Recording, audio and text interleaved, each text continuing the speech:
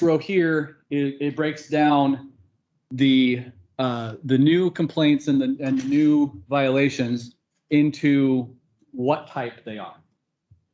Is it an animal problem? Is it an illegal sign? Occupying an RV, open storage? What exactly is the issue? So, and a lot of these, some of these like tall grass and weeds are very seasonal. We're not going to have that problem right now, but come May and June, those will spike. And then you can see also we're trying to keep these, give you a picture of where we are right now compared to previous month, previous year, previous several years. Because code enforcement used to be done differently, it came over in 2018 from the police department. We don't have the same numbers stretching back as far as we would like. And so right now we just have an average from 2018 to 2020 to show you. And then as we continue on in this department, it'll get more consistent and we'll be able to report a greater average. So any questions about that? Can I interject real quick? Yeah. I think one thing that's easy for people to forget in this process is we are a nation built on property rights. The original language of our founding documents was the pursuit of life, liberty, and the pursuit of property. If you remember back in the day, a term that was very popular was to be titled as Esquire. Esquire simply means you were a property owner. Ray Towery Esquire. It sounded very elegant and fancy, but it just meant you owned property. The other thing is we are a nation in which you are innocent until proven guilty. We are a nation that's built upon due process. And so, yes, we can oftentimes, it's like, how often have we, so I'm from Central Washington, okay? One of the first school shootings to ever take place in the nation was in Moses Lake, Washington. Barry Lukitis walks into a junior high classroom, shoots the teacher and 3 fellow students.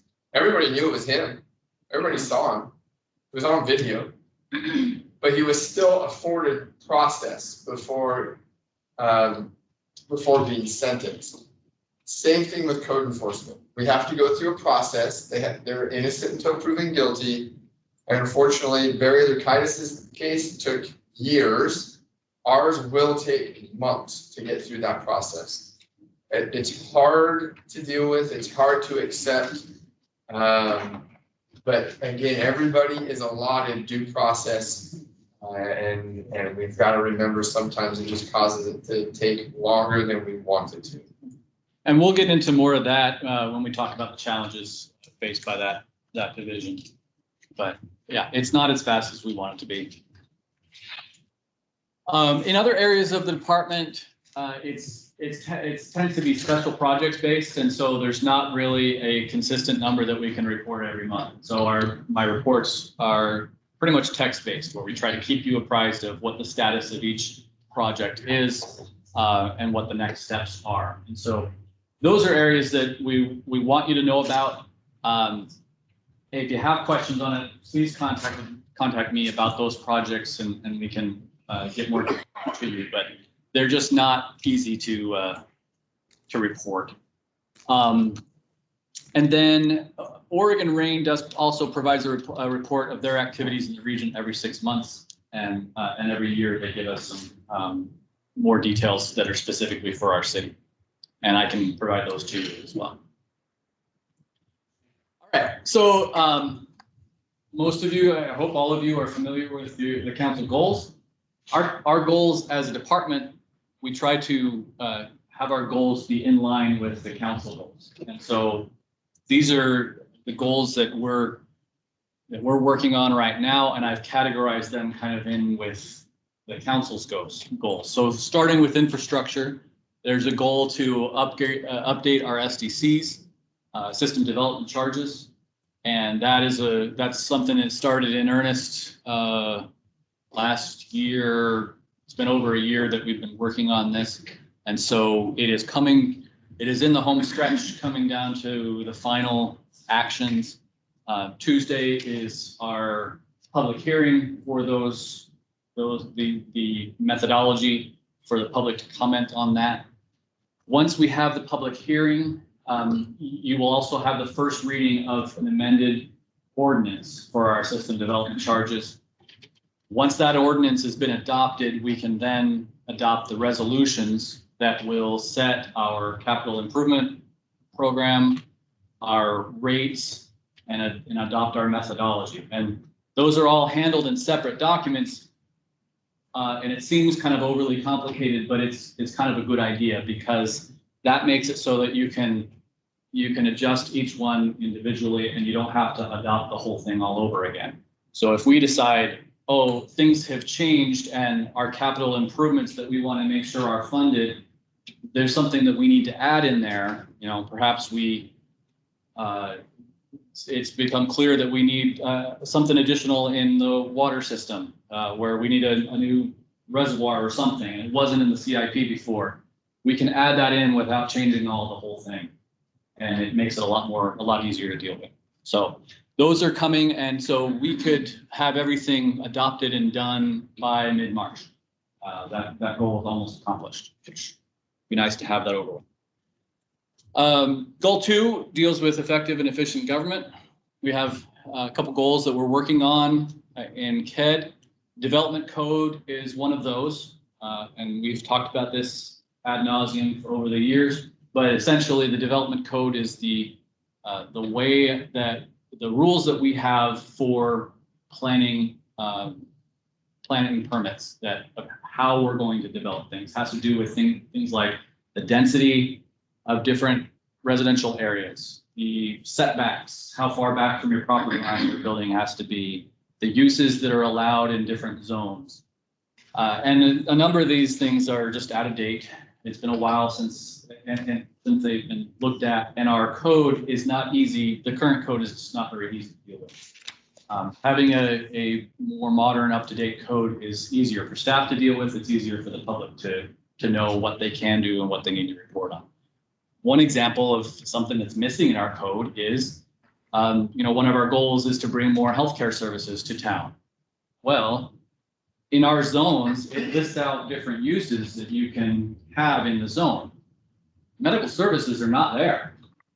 They're just not, and even if you specify in a commercial zone, there's nowhere on the list where you'd have some sort of medical clinic. Just doesn't exist. And you'd say, well, most people would be perfectly comfortable with that being in a commercial zone, right? It's the same as having an office building or something like that. Well, office building is there, but medical services is not. So that's really should be updated, especially if we want to make it easier for somebody to come in and build that facility. We would like that to be a permitted use. It's not right now, but hopefully we can get it that way. So that's moving forward. We just got another draft from our consultant that staff is reviewing, and then it'll go to the planning commission. They'll go through their process and then make a recommendation to you, city council, and then you'll have a chance to weigh in on the development plan. So, and it's not going to be, it's a long drawn out process. And unfortunately with our current charter, we're gonna have to read the entire thing. So that'll be fun. Looking forward to it. Unless we can get the charter changed first. Extras. Yeah, that is gonna cover. Yeah. You can put that in French, can't we? Let's say what language. It doesn't say what speed either. All right. Systems analysis is another thing we're doing in my department. It's, I'll be honest, it's progressing slow. It's something that we do that I work on when we don't have other more pressing concerns. But essentially the point behind that is to have all of the things that we do on a daily basis mapped out, and we critically examine those to see what efficiencies we can stick in there, how we can simplify things, how we can make things easier for the public, make things easier for staff, where we might be able to inject some technology to make things quicker. So my staff has begun, most of these common tasks have been mapped out, and we just need to move forward with identifying where we can improve. Other goals that we have in this area that have not yet been started, we'd like to get together a staff development and training plan so that it's clear for each position, the main training that you need, and have a plan moving forward on providing that.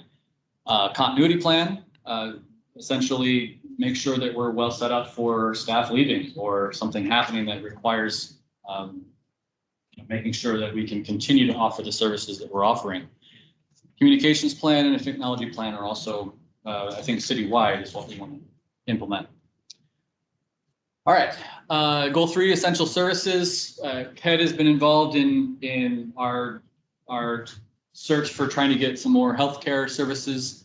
Our support has mainly been through trying to find the right development code improvements that we've already talked about, and then also supporting any of these. I guess you could call it whining and dining, except there's no whining or dining involved.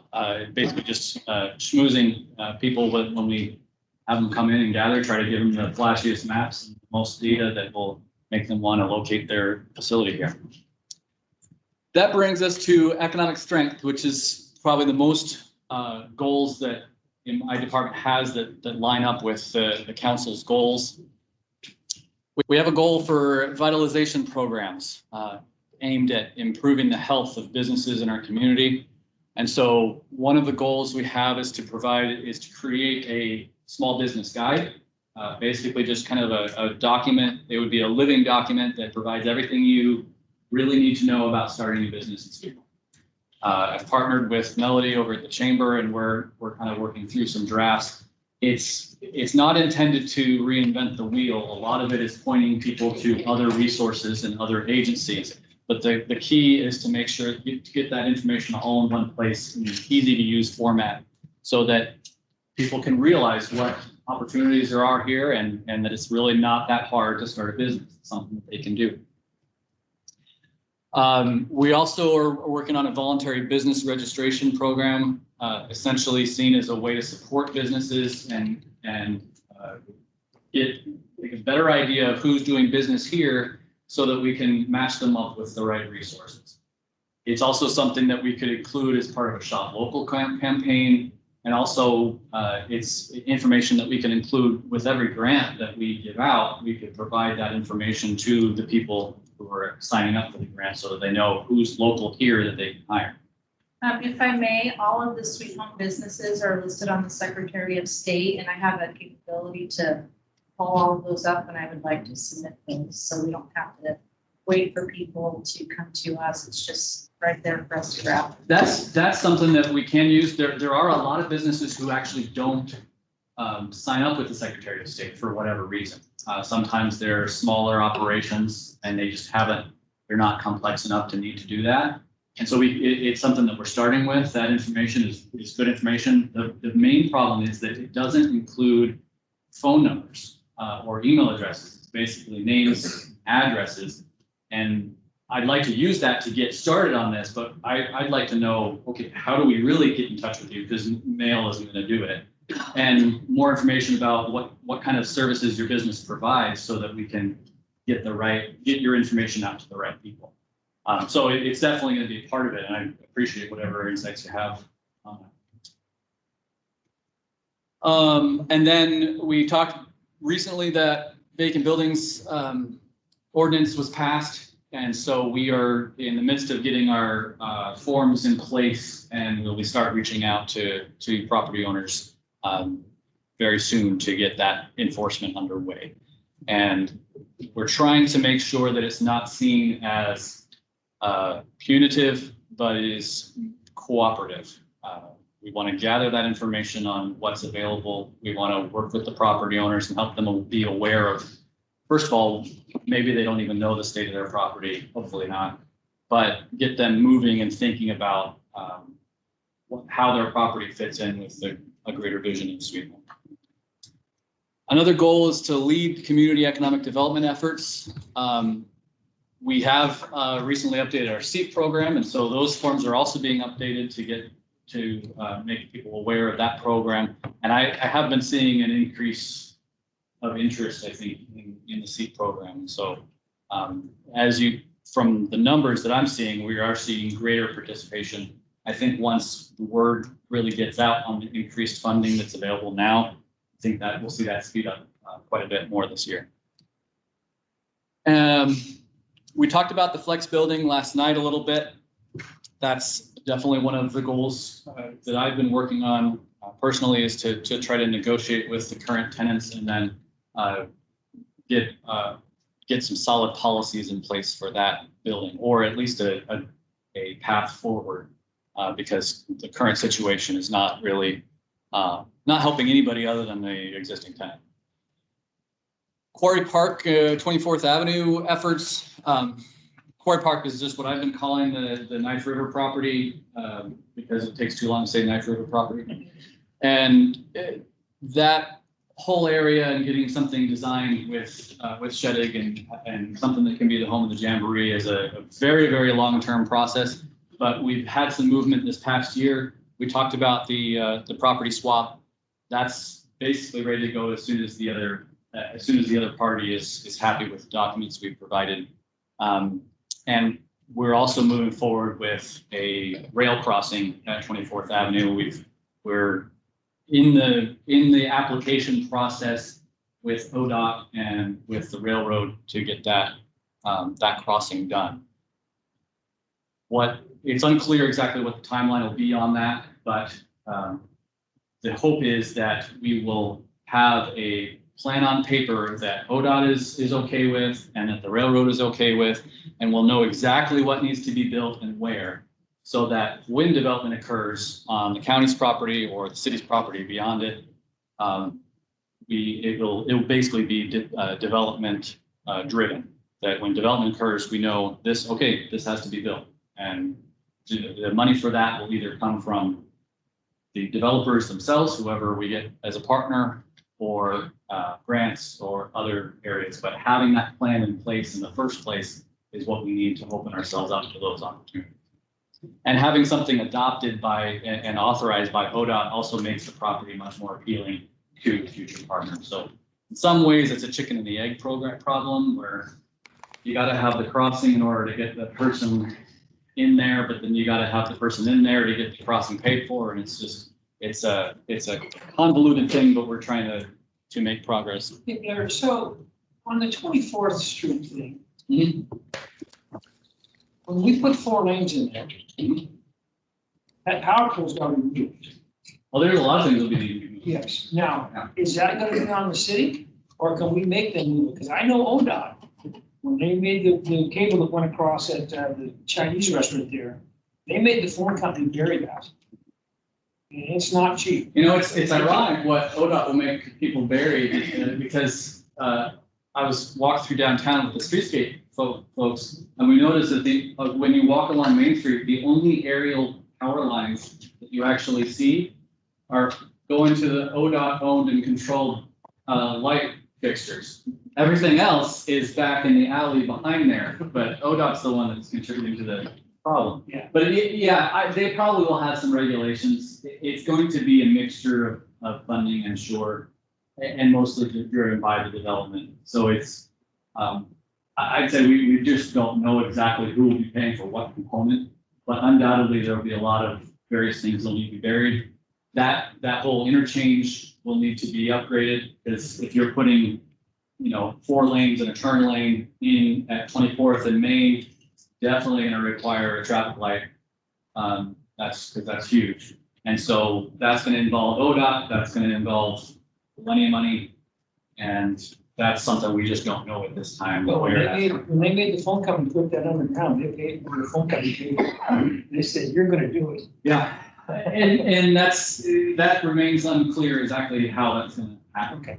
But yeah.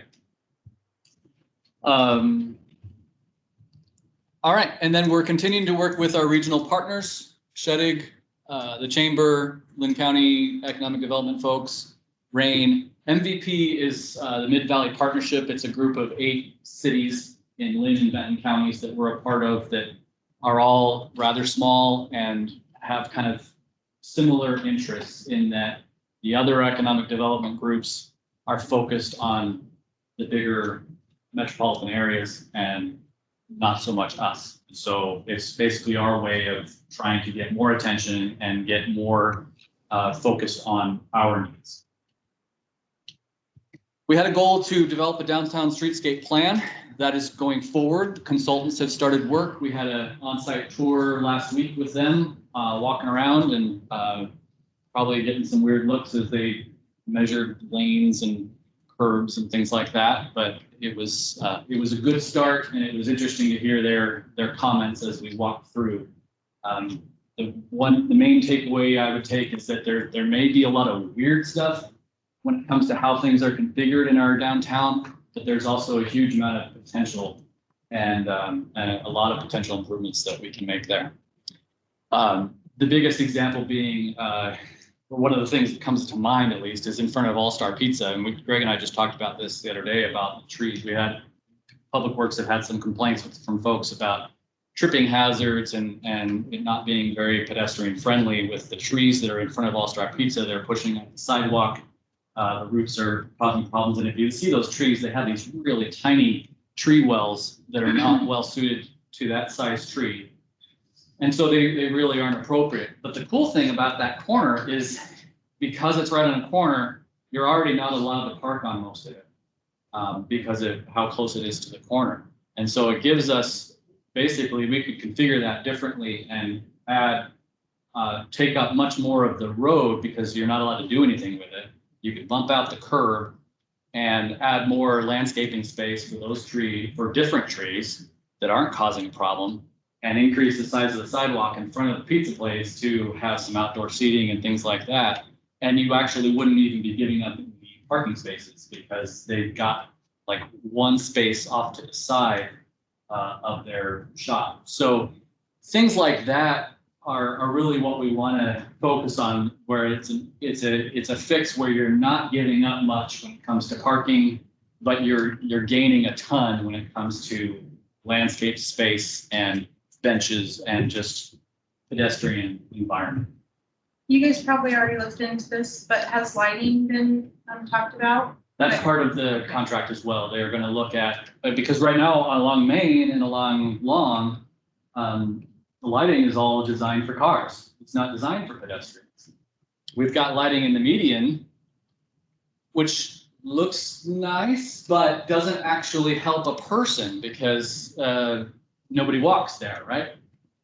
So we want to make sure we have lighting that is going to, because ODOT put all that lighting for their needs. We want lighting for the stores and the pedestrians' needs. I think it would help with some of the activities that go on late at night also. I live on Long and it's very dark and there's a lot of crime and stuff like that too, so it's lights better. A lot of crosswalks aren't really good. Yeah. Right, so striping, curb bump outs, lighting, benches, artwork, all that stuff is going to be looked at. But keep in mind, it's going to be focused on the commercial areas, not so much the residential areas. But yeah, part of it. So that's proceeding, and we'll have some community meetings starting in March. Am I doing on time? Okay, I got to speed through this.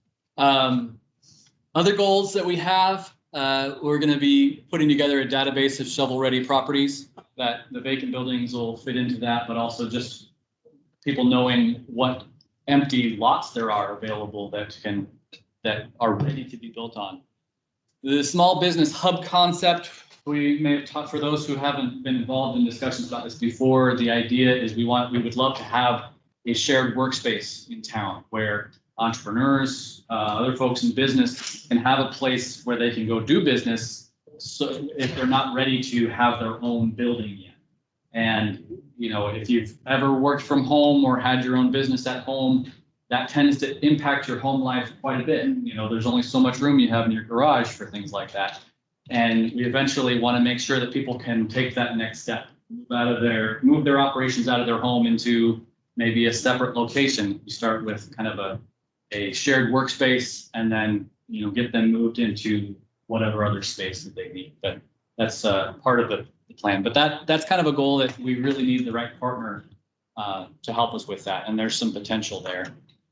And then we've also talked about the need for marketing to really market what Sweet Home is all about. That's something that we want to do. It's kind of been on hold because we need to make sure we have something to market first. We want to make some improvements first, then invite everybody to take a look at the improvements. Because if you do the marketing first, then people look at something that hasn't changed, and you got to make sure your timing is right. All right. Any questions on goals or anything like that? Okay. Current operations.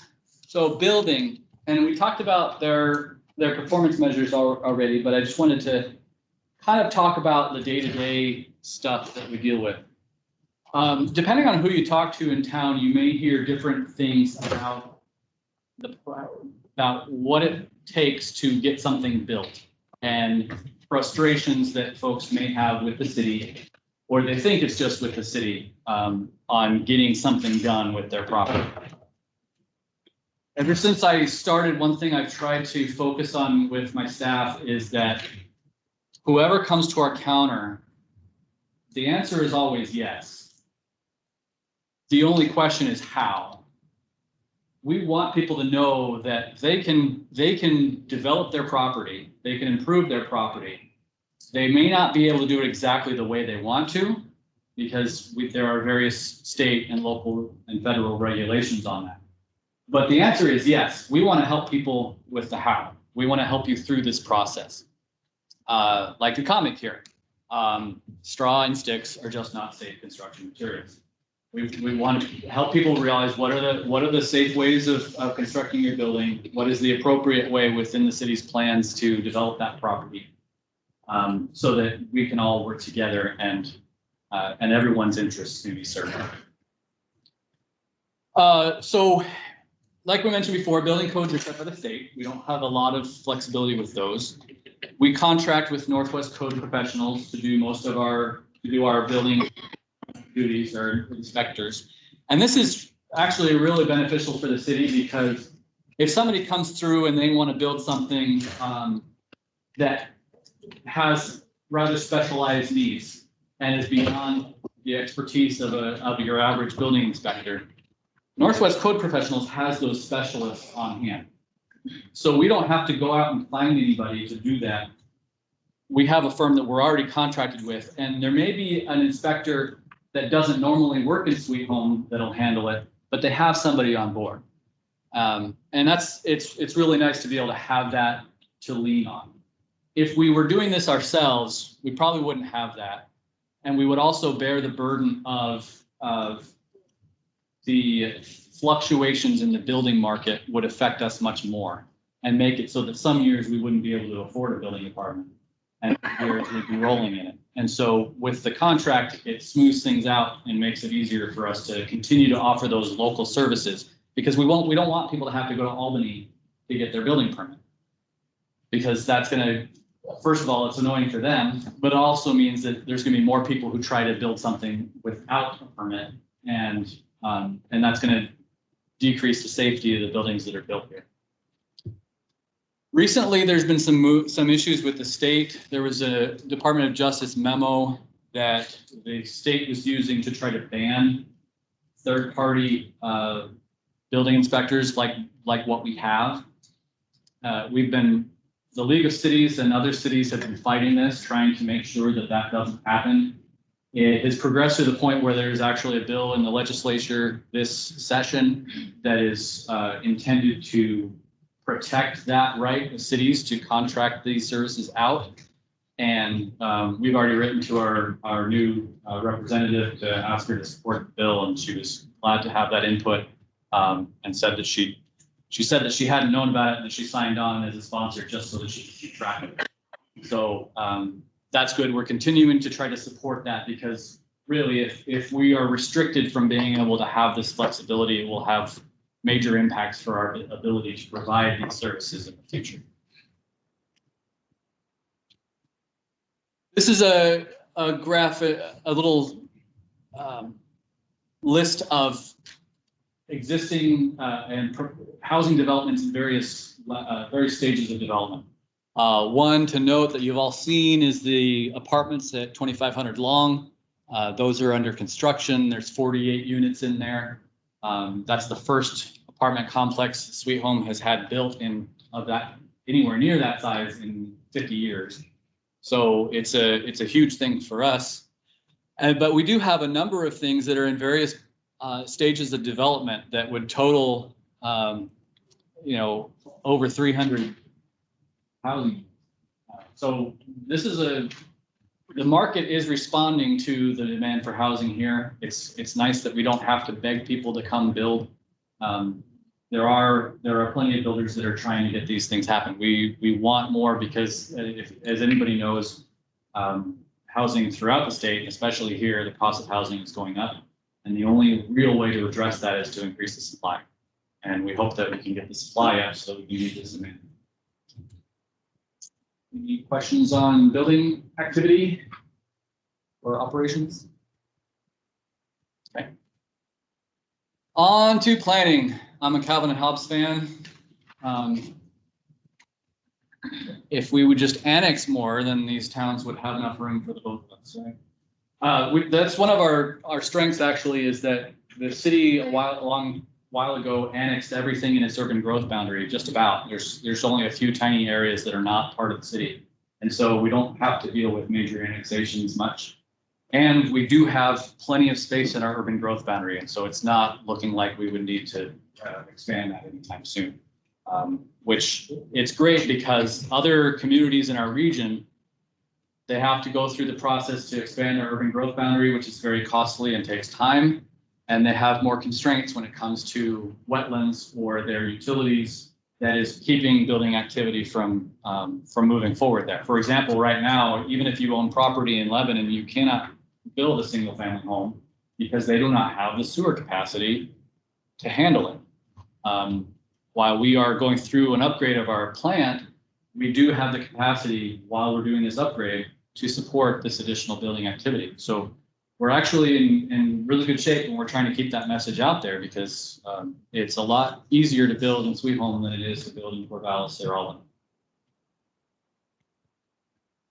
All right, so some of the land use applications that you've seen come to you, you see the applications, you see the dates of when people applied for them, and it can be frustrating because it looks like a real long time that it takes to get certain things approved.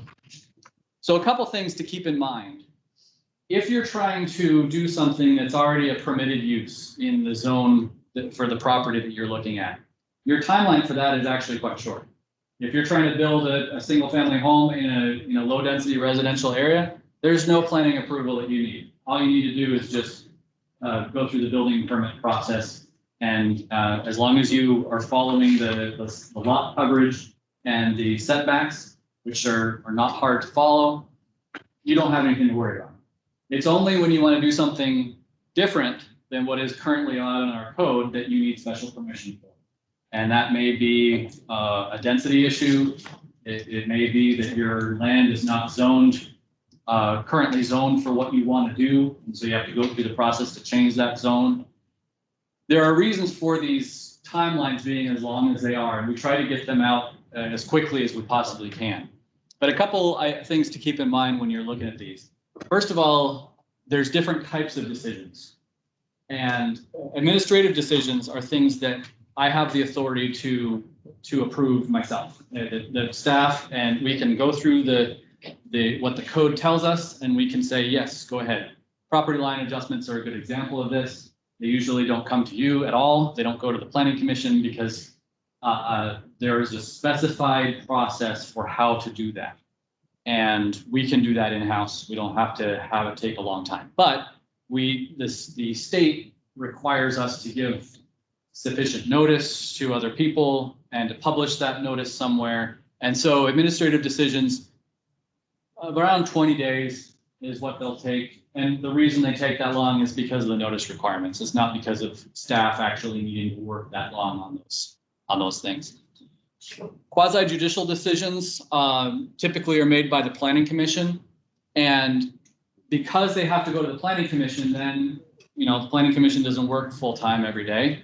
It has to line up for when they have a meeting. And of course, there's also notice requirements. And so if the stars align, you can do that in 38 days.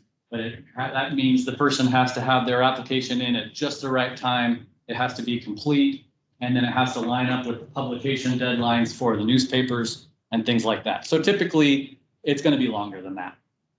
We have all those dates. Angela has those all on our whiteboard of when the deadlines are, and we make people aware of them as soon as possible to say, this is really what you want to shoot for, because if you don't hit this deadline, it's going to push you back at least a couple of weeks to the next time we have a meeting. And then legislative decisions are things that, like if we're changing our code, or if it's something that is more than just, if it's a zone change that has an ordinance attached to it, those are things that have to go to both the planning commission and the city council.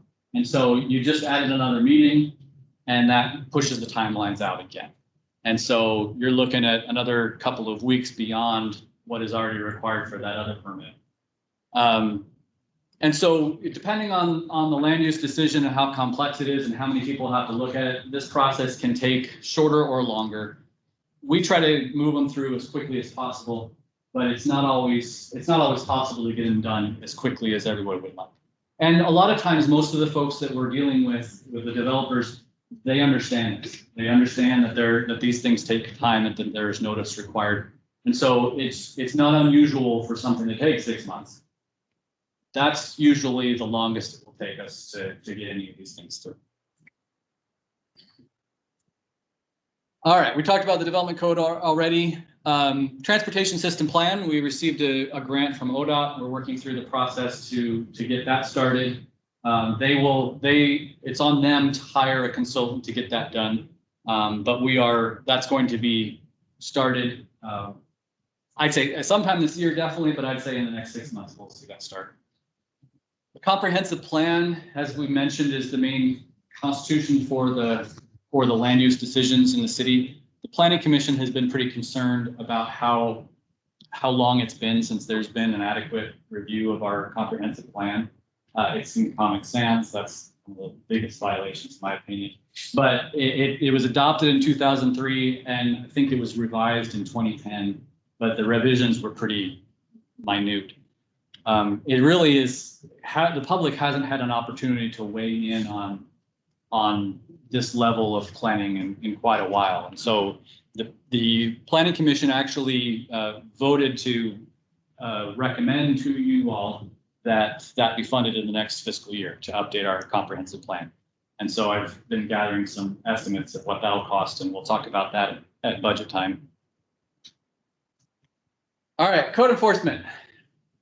One man's trash is another man's treasure, I guess you could say. Everybody has differing views of what they think is ugly. Unfortunately, I wish it was more. I wish it was more universal, but that's the way it is. As Ray mentioned, one of the biggest problems with code enforcement is people's ideas of property rights and people's actual property rights.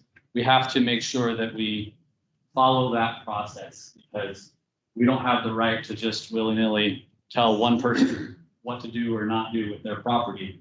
They have a right to due process, and we have to apply this equally to everyone.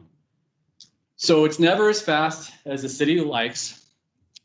This is basically the timelines are that if you're a first-time offender, you're given 7 days to correct the problem. And after that 7 days, if it's not corrected, you're given a notice of violation. The first time, it's kind of a courtesy notice, basically. After that 7 days, you're given a notice of violation, which you get an extra week to correct it. If the violation persists, then a citation is issued and a court date is scheduled, with a warning that there will be additional citations if the condition remains. And then if citations are not achieving compliance, the only other option the city has is to go into the abatement process, which basically means the city hires somebody to go in and clean up the property ourselves. And then we charge the property owner for that cleanup, which of course they're not going to be interested in paying. And so when they don't pay, it should be if they don't pay, but it's typically when they don't pay, you have to put that as a lien on the property. And that has its own requirements when it comes to notice and things like that. You got to make sure you go through the process of making sure that people are aware there's a problem on their property, they're aware of what their rights are, and they're aware that they could end up being charged for abatement on their property. And then they're aware of what the abatement actually cost and so forth. We've met with Judge Blake and talked with him about our processes, and he just wants to make sure that he can see in our documentation that sufficient notice has been given and sufficient warnings have been given. And so we have a process designed to do that.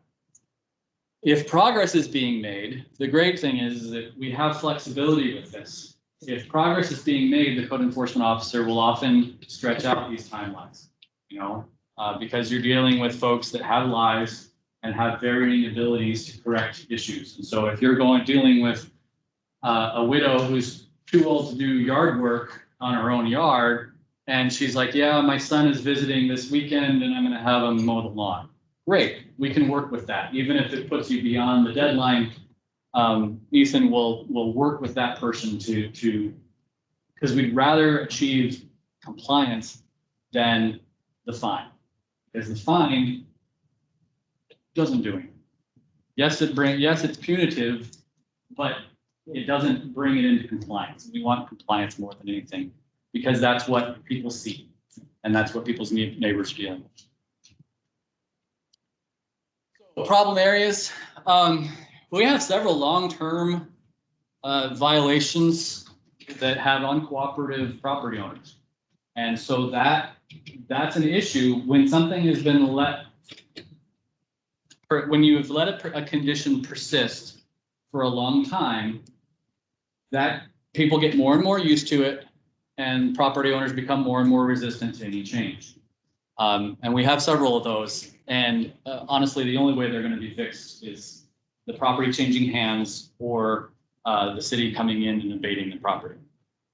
So we do have several of those in the queue, but those tend to be more complex and take longer simply because of the levels of cooperation that we get.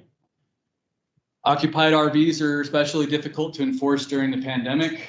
We don't want to kick anybody out of a living situation or have them end up at the Nazarene Church. And so these are things that we worry about because the public perception of allowing an encampment to happen in one part of the city, but also to move people out of RVs off of other properties in other parts of the city doesn't seem very fair. And so we really need to make sure that we apply these rules consistently across everybody. Repeat offenders are also a problem, usually with open storage. If you have somebody have a problem once, they're probably going to have a problem again in the future. And so we try to shorten the timelines on those repetitions where we will not give them as much warning because they should know better and they should know how our process works. Abatements. Abatements is not something that the city has typically been involved in. It has not done very much in the past. There are good reasons for this. They are expensive. Whoever's doing the abatement has to have sufficient insurance coverage because you never know what you're going to find when you come onto some of these properties. You might find dirty needles. You might find some other, human waste that's contaminated. I mean, you name it, they'll find it. And so there are insurance thresholds that people need to meet. It's hard to find folks who will get into that line of work. But there are some that we've taken note of. There's one that the city of Lebanon uses, and he does a great job, and we will likely be using him in the future. But only this year have we actually had money budgeted for abatements. In the past, we haven't, and that's important because you need to have that. You need to have that teeth, that tool, because if you keep on giving people warnings and you never do anything about it, they're just gonna ignore the fines that they're getting and keep doing what they're doing. But abatement is actually something with real teeth. And so we do need to make sure that we budget the money for that, and we need to consider it an expense because you don't know when you're going to get that money paid back. It might be next month, but it's likely going to be years because liens on properties don't ever have to actually be paid until the property changes hands. We did a long time ago, we had a local that did our tall grass. Mm-hmm. That's a long time. Yeah, and tall grass and weeds is a little bit easier. Yes. And that's simpler to do it, but yes.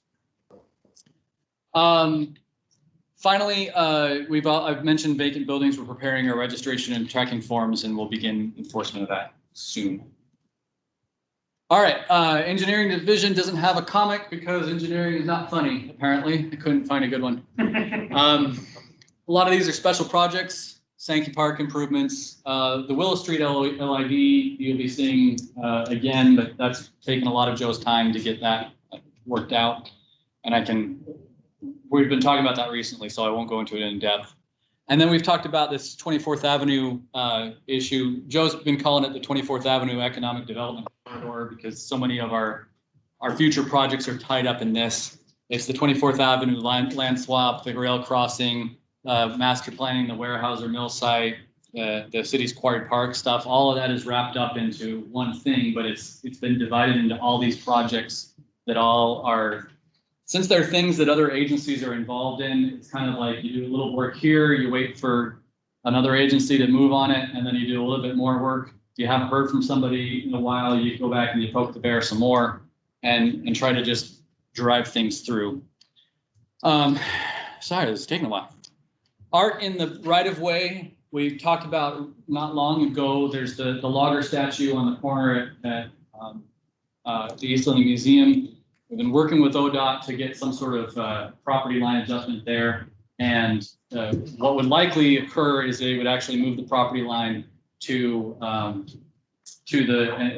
the Eastland Museum and have them take over some of that property. And that way the city could have an agreement with the museum to maintain that section instead of having to deal with ODOT. But that brings up also the Eastland Museum site and that's kind of a gateway into our downtown. What is the potential of really making that much better than it is, and much more of a beautiful gateway and an amenity that people want to visit rather than something that gets lost over because they don't see it that well. So we're trying to put together some designs and lead the city forward with ideas of what these spaces could be. I've actually met with the museum. I'd love to see some cooperation between the museum and the chamber to utilize that space and add some outdoor functionality to that corner, because it really would be that amazing gateway into downtown, as well as try to get more people through and realizing that the museum is there. I don't know if you've been in there. I went the first time a few months ago and was really surprised at how much stuff they have, which is cool, but is also daunting because a person like me can't handle that level of stimulation as I walk into a place. I do much better if I can focus on smaller displays, but they have a lot of stuff and would benefit by kind of curating it, maybe spreading some of it out to public buildings and to outdoor spaces to try to help people enjoy this history that is here in our community. But that's a project that is a long-term thing. We'll see what we can do to gather more support from these community partners again. And then, of course, the ODOT Main Street sidewalk and crossings with ODOT. Those are working with ODOT is a joy and takes a long time. So we keep on poking those to move forward. In economic development, we've talked about several of these, but these are the main things that I'm occupied with. The SEAT program, downtown streetscape, trying to move the Weyerhaeuser mill site forward. The business guide and registration program we've talked about, flex building. Business Oregon periodically gives us referrals for people who are looking for industrial property, and I try to respond to those as soon as I can. They usually have a very short window of when you can respond to them. And they vary, usually big operations that are looking for lots of water or lots of wastewater or lots of power or all three. And so it requires a lot of interaction with the various utilities to try to get that information out. The good news is that we actually are on the short list for a project that's going through the process right now. And I'm really hopeful that it says good things about our community. There's a lot of potential with it, but we will see if we get a site visit out of it. And then SDCs, it's not an economic development thing, but it's something I'm working on. It's been a challenge for me. All right. Sorry, that took a while. You guys are making fun of me. I'm going to take Brandon's place as the one that gets mine. You still have 20 minutes. Is that over? Or is that No, that's time right. not correct? That's right. But I was an hour. All right. Yeah. You're trying to break the record is what he's getting at. They always have Yes. 10 minutes. All right. So let's talk about economic development. Good economic development can be described as a magic brew in a cauldron. If you toss in relationships, a place, and economics, then magic can happen. But you got to understand what those things are. Relationships is going to be the personal relationships that you have with businesses, with property owners, with utilities, with government agencies, all of those, having those relationships in place to get things done. The place, location, right? That's what they say in real estate. It's really very true, and that information is gonna change depending on who the customer is or what the business is. So many factors that businesses look at when it comes to where they choose to locate. They have different things that they're looking for: access to labor, access to customers, access to raw materials, the regulatory environment. All those things combine to make one place better looking than another place. And if you focus all your attention on making one space appealing to everybody, you're probably going to fail, because there are so many different factors that folks are looking for. And so finding the right location for the right person is really very important. And then the economics of it. Is it going to pencil out? Does it cash flow? You can't have government fix that for somebody, because a bad business plan is still going to be a bad business plan once the government's not involved. We need to make sure that we are not trying to push that boulder uphill, but we are just giving it a little poke to get the ball rolling. It's up to the business to make sure that ball that pencils out. We need to make sure that we're focusing on the right businesses that actually can be successful in our community, rather than trying to, attract Amazon, right? Those realities we need to pay attention to those. But when we get that mix right, that's when the economic development happens. So that leads us to kind of talk about what are our strengths as a community. We have developable land with comparatively few wetlands compared to other cities in our region. We have great natural amenities, the lake, forests. We have a great community that supports businesses and also does amazing things, like the football field there at the school district. Pretty much entirely volunteers who donated labor or materials or equipment to get that done. That's amazing. That doesn't happen just anywhere. We have water, we have wastewater that's going to happen soon. We have good power infrastructure for depending on the size of the project. I have been working with Pacific Power on some of the referrals I've gotten from Business Oregon, and the sheer amount of power that some of these large projects want, nobody's got it, right? I mean, you get people asking for 60 megawatts of constantly available power, which right now I think we have maybe 20 at some of the sites in town. Having that huge jump requires new substation, new additional lines from the high voltage lines, things like that. That's really expensive. We don't have that because Pacific Power doesn't put those in just because. They put it in because the demand is there. So we gradually are going to grow up to some of those things, but it's really going to be development driven. Which brings us on to what are our weaknesses? I hate to say it, but we are far from I-5 for some businesses. Just talking with some that I've talked to recently, they've talked about getting their products shipped in and out. And when they try to get shipping coming in here, they are often told, oh, we're just not coming out to Sweet Home today. And so that delays it a day, 2, maybe 3 before they can get their products out. And in this day and age, when shipping is, Amazon has spoiled us all with Prime and getting our stuff within a couple of days, that can be the difference between success for a business and failure for a business. And then our workforce, because we are a little bit on the edge of things, we do not have the size of workforce as, say, Albany does. We just don't have as many people to draw from. That's not a dig against our community. That's a positive thing about our community. We're not as big as some other places. A lot of people like that. But it has implications when it comes to the workforce that we have available. And then I already mentioned the power infrastructure for big projects.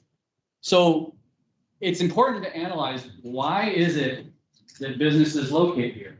What is it that they're looking for? What are they finding here? And retail establishments, they're going to come or not come based on their demographics. When it comes to most chains and a lot of the retail activity that's not a boutique kind of situation, they have specific demographics that they're looking for.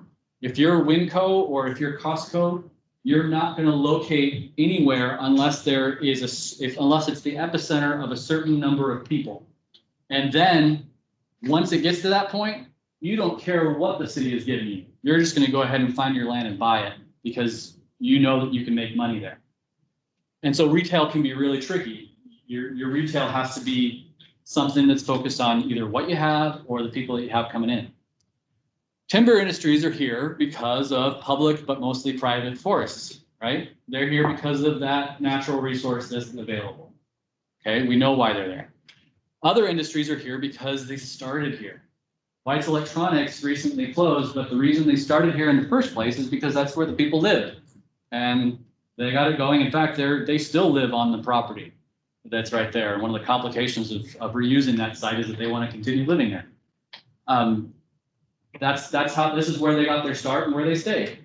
Same thing with Heavy Shot. Heavy Shot's here because they got started here, and so far it is not yet advantageous for them to move somewhere else. I've spoken with them, and most of their product goes to a distribution center in Louisiana because most of their customers are in the Mississippi corridor of the Mississippi River. That's not, we can't change that. They've adapted to that by manufacturing here and then having a distribution center. But once it gets to where the economics make it more profitable to be somewhere else, they're probably gonna end up being somewhere else. And that's not a dig against us. It's not a dig against them. That's just the reality of how economics works. Radiator Supply House got pretty much their start here also, even though they're not from here, raised here. This is where they got their original location, and they've continued with it. And all indications are that they probably stick around because it works for the way their business model works here. Why do I bring that up? Bring that up because what is that? That tells us something about how our economic development efforts need to be focused. Population. If we focus on quality of life projects that bring people here, it's going to improve our workforce, and it's going to bring our demographics to where different businesses pay attention to us. Okay. And so focusing on what makes Sweet Home a great place to live and why we like to live here is a good economic development move, because it brings people notice that and are like, oh yeah, I want to be there. And eventually you get that growth and you get some changes because of that growth. You get differences in workforce, you get people with new ideas, willing to try different things. That's good. Natural resources. We should be supporting industries that capitalize on our forests and our natural environment, right? Whether that means supporting the timber industry or supporting the tourism to Foster Lake. These are strengths in our region that we should be focusing on.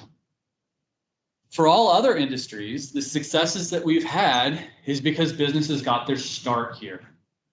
And so nurturing those small businesses is really the way that we're probably going to grow the most. We have to grow our own, and we have to encourage that entrepreneurial spirit to get people to start businesses and do what and provide them the means for them to succeed in their business. So that's going to mean focus on what is working with the existing businesses and activities like Foster Lake and the Jamboree. It's going to mean supporting startup businesses, paying attention to Oregon Rain's entrepreneurial scorecard. And I should have had a copy of that put in your binders, but I didn't. I'll get that out to you because I just got a new one from Rain. But they detail all these different factors that help your entrepreneurial environment. And it's things like, are there mentors available in the area? Are government officials focusing on these entrepreneurs and providing the support they need? Do they have access to things like incubator space or shared working space or the support industries? You know, can they get the legal advice they need? Is there capital? Are there people in the community who are willing to invest? These are all little things that add up to a big entrepreneurial environment that make it so that we can support those folks. And we should work with the school district and LBCC to show our youth and adults what their business potential is, that they can succeed here, help them realize that. I know when I was growing up and going through high school, I didn't really know what was possible because I didn't really see it. And nobody ever really talked about it. It was just this assumed thing of you graduate high school and you get a job somewhere, or you go on to college and then get a job somewhere. There wasn't much discussion of entrepreneurship and what it means to actually start a business. And I think I didn't go to school here, but my general impression of most public schools is it's not talked about enough to help people realize what they can do.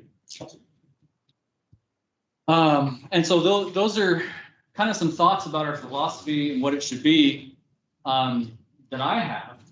But I really want to hear from you. And is there something in this that has got you thinking, or are there things that I have missed here, things that would work really well here that I'm not? Because again, I've been here a year and a half, and there's plenty that I don't know. But I need you guys to fill me in. What else should we be focusing on that you have come across, or do you have questions about these ideas? So Blair, Yes. I think one of the things you're missing is broadband. Mm-hmm. That's not shown up in your list of weaknesses, and I think that is one of our weaknesses, that we don't have great accessibility to broadband. Yes, and I apologize for that. My list of weaknesses was not meant to be exhaustive, but more discussion based. Well, I'm adding one.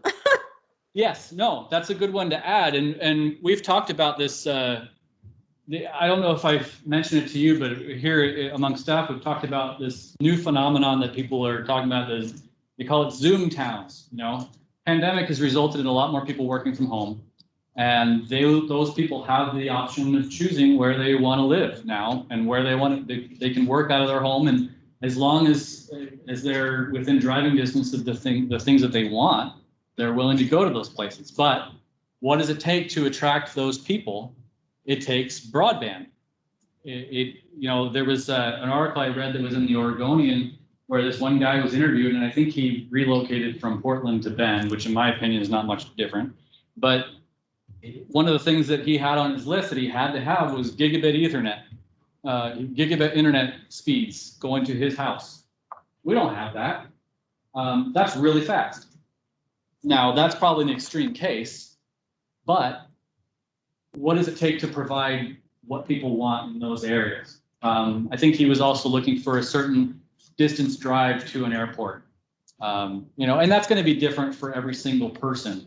To some people, that's going to be more important than others. But if we want to try to capture that environment, we need to look at what does it take to get our internet access up to speed that people want.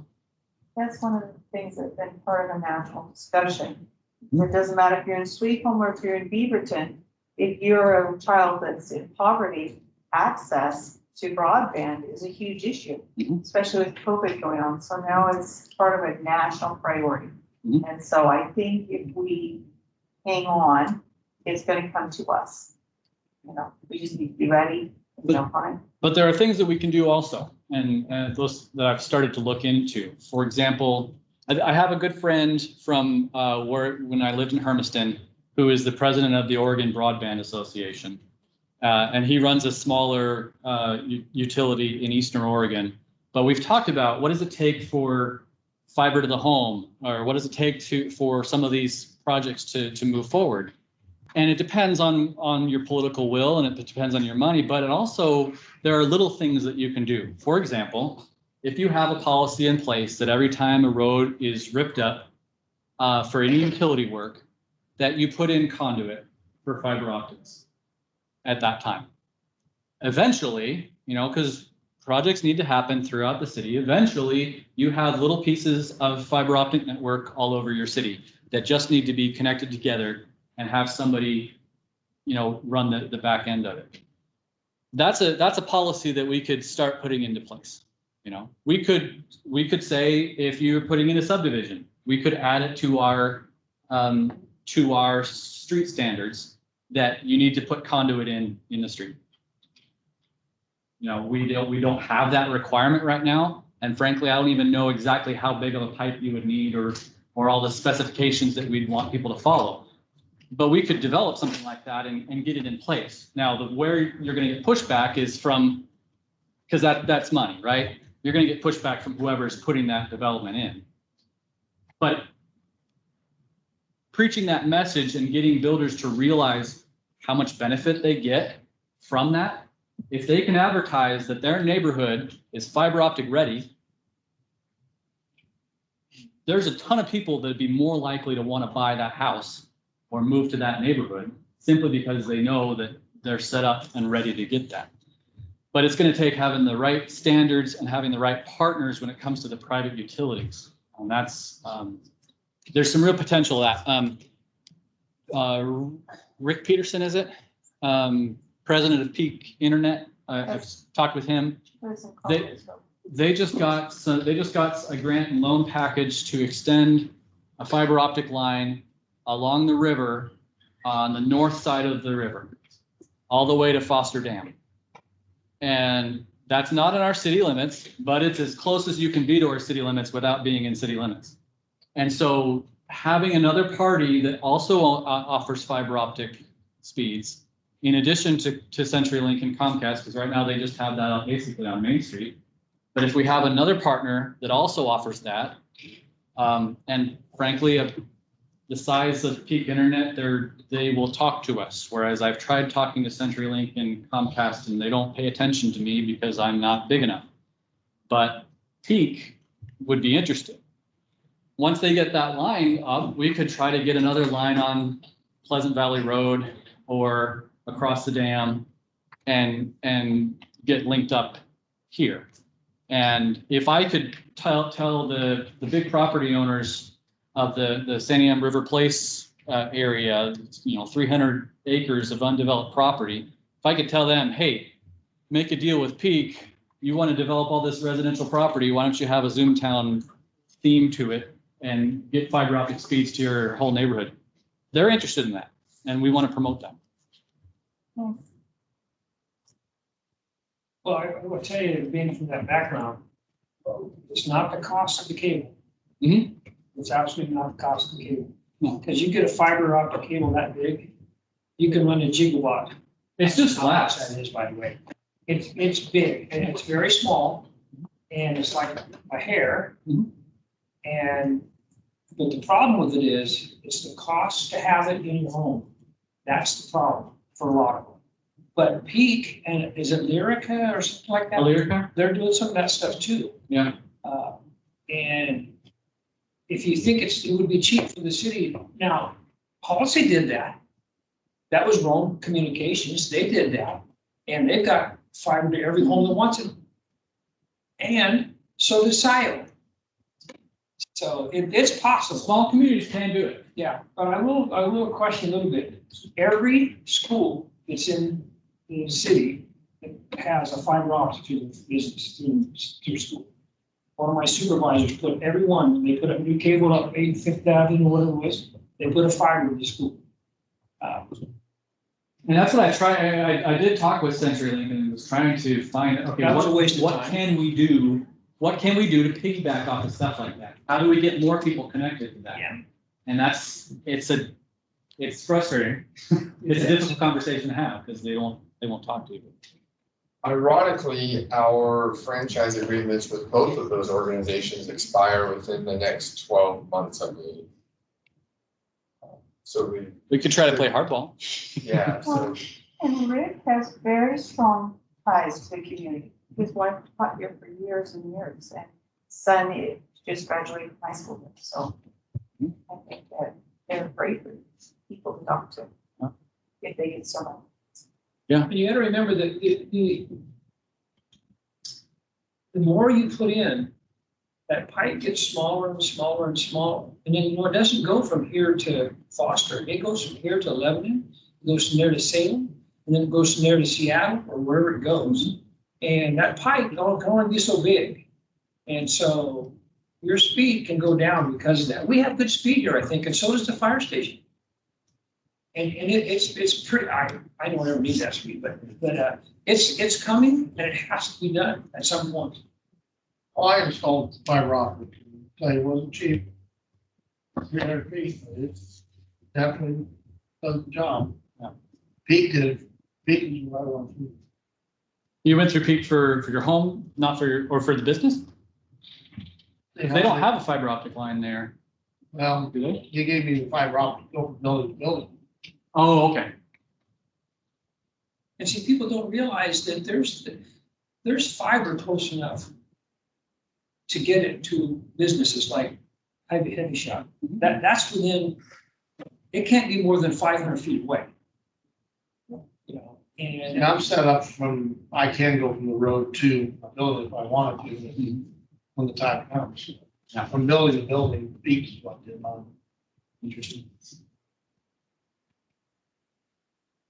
Well, I mean, we've gotten off on the talking about the internet tangent. Are there any other aspects of economic development philosophy? I'm very excited about your presentation. I'm so excited for what Sweet Home is going to be. I hope there's a lot of outfitter stores and a lot of people kayaking and fishing and using our natural resources for tourism, not just timber. And the shared office space is very important to me as well as others because I had to go to Lebanon to find a little shared office and I really wanted to be in town outside of my home and there's nothing available. So I hope that we can get a lot of that stuff going. Yeah, I'm actually, Henry Wolfius on our planning commission recently bought the building where Trash and Treasures used to be. And what's that? Used to be economy drug. Okay. And I didn't realize how big that is. I walked by and saw him when he was working on it and saw how, he's got like 6,000 square feet, I think, in there. She'd like to move back though. It's a really good size. What's that? She would like to move back. Yeah, for Trash Treasures. She would like to move back. Well, and our main reason I think for moving was the roof, I think. Yes. And he's fixed that. If it's not done already, it's soon to be done. But I've talked with him about the idea of a shared workspace thing and You can have little tiny outfitters, little crafters, little startups, and everybody could afford their little space and get a lot of the business. space where we were supposed to be today in Lebanon, they call it the Mdba Building, which is based on their names, I guess. It's a shared workspace where you can be, I think they have a membership model, you basically buy a membership and then you can come in and use that space, use the amenities, the internet access, the phones. I think you can receive your mail there, all sorts of stuff. And they have a coffee shop that's the anchor for it. So the coffee shop is open all the time and can keep an eye on the place. They don't have to have separate staff to run the shared workspace, which I think is a great model because you don't want to have to waste a bunch of money to hire somebody to look after the place. It's better to have somebody who's already there all the time. But that's another thing is we don't actually have a sit-down coffee shop in town either. You can go to the donut shop, but they're only open as long as they have donuts. The coffee's actually good. But those are some things that I think could really fit together quite well in the community and just hopefully getting people to cooperate with you. Ray, what was the name of that thing that was in Corvallis that you and I, Jerry, went to? You remember that? Where they had that Foundry? Yeah, Foundry. And I tell you what, the old T&M building would be perfect. We talked about the Wells Fargo building. Well, they bought that, and that's how but they can make that happen there too. But The old T&M building would be perfect for that. And that's owned by Lenore. Yeah, And I've talked to them about this idea too, and they seem interested, but it just didn't be. because I think if somebody went in there like you did, I think some of those people that work from home, and you can get fiber there within 60 feet, it would be a big deal. Less than It that. really, and I was not for that, by the way. I was totally negative on that, but when I went in there and saw those folks that were there, and some of them were just there walking in off the street, I think, but they were able to, and they have little cubby holes, not very big, they're just little small places. And I don't know, maybe when they had 10 or 15 or something that was in there, it was pretty impressive. A lot of it is. Of course, it's Corvallis. Yeah, well, a lot of the success for something like that depends on having the right partner. Yeah. Because the city doesn't want to run it, No, right? We want somebody else to run that, we want to support it. For example, there's one in Independence, and the lady who owns it, she also, it's part of her business. She has her own consultancy business, and then she owns the building also and has memberships of it. But she also has a contract with the city to be their downtown manager, to run their downtown association. And so they use the location for their downtown association too. And they've combined all those things into kind of one facility. So we have talked in the past about trying to have the chamber be a partner in something like that as well, which I think could work out well. But it's getting those, again, it's those relationships, places, and economics, getting those to combine on that, and getting the relationships in the right place, I think is the key to that. well, it's pretty obvious that the MOTA doesn't need the money to rent it. It would be rented. Yeah. So I went to class with that gal who started that Works Shared Place in Independence Oh, yeah. in Salem. Yeah. Small business development, and if there was, I don't know how much small business development there is inside of Sweet Home, but I had to go way far out of town when I first started to network and things like that, so if we could have more of that local, to where locals don't have to go so far away, that would also help. So Melody at the chamber, they've been working over the Melody and previous chamber directors. Over the past year and a half to 2 years, they've been working on more of that, the coffee with a colleague, the business after hours. And then also SBDC has been working on doing some of those things, and RAIN. And we've made our space available for all of that. We've tried to do what we could to support those efforts, but you're exactly right. We've got to build an entrepreneurial spirit in our community and a network within the community where people can reach out. A woman that wants to start a business, it'd be great to network with you so you could help walk them through that process. We need to have those things and those mentorships in place, absolutely. Well, and the mentor and the relationships with the property owners, Right. to kind of point out, hey, your business, your building's nothing's happening there right now. This is what it would take to do something like this. It's relatively low cost, because you're not talking about a commercial kitchen, you're talking about paint and walls. Well, I want to talk about that distance from I-5. The company that's in 18th and Main,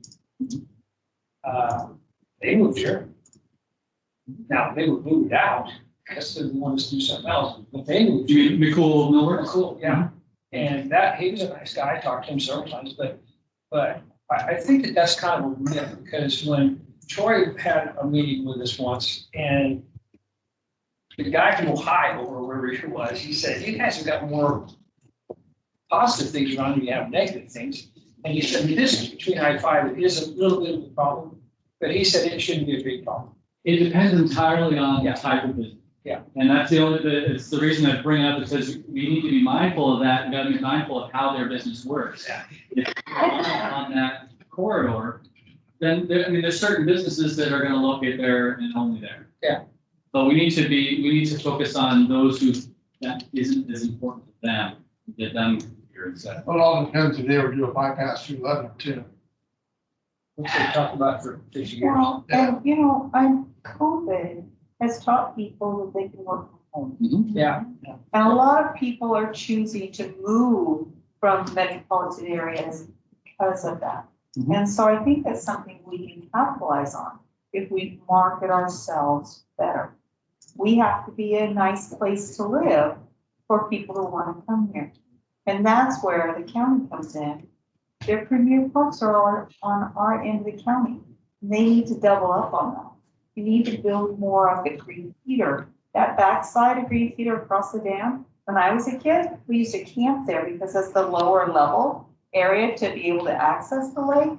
That whole site could be developed if they worked it out with the property owners to be able to do that. And that to me would be the next step. But the more people are coming here to go camping and fishing and using the lakes, the more people are buying gas and tires or, you know, groceries and those things, which stimulate our economy. So other people want to live here, you know, because then we're all able to offer that donut shop that's open all day. Because right now, we can't sustain that. But if more people are driving through and spending their dollars, then we could. Yeah, the Radiator Supply came this close to moving to Texas, this close, and it was because of shipping. Because they ship everywhere. And they chose to stay here because of our community. And so we have that too. We've got a lot of potential. That's all that comes. No, huge. We just have to get you going. I'm glad, hey, it makes sense, right? I mean, yeah. If you got this far in a year and a half, that's fantastic. Well, thank you. I think there's, COVID has certainly slowed things down a lot. And the ironic thing is that it's taught us a lot of stuff, but it's also kept us from doing a lot of stuff that we need to react to it. And so it's going to be interesting to see how these attitudes change over time and after things change again, we'll do whatever they change to. So Blair, Yeah, we talked about the Flex building where the city invested money into that building for entrepreneurial purposes.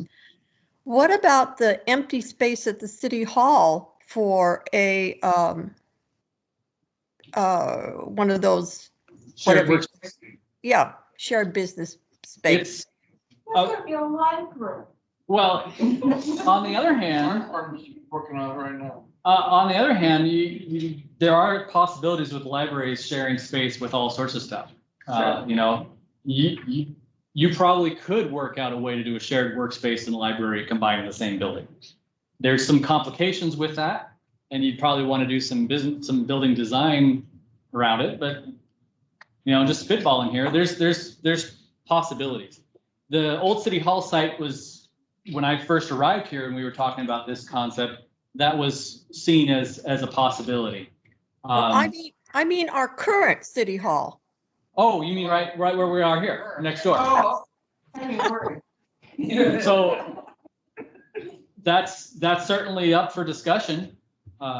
Ray said he was gonna talk about seeing if he can get some federal dollars to fix the other room for us. I think they need Under COVID, fresh yeah. air and everything.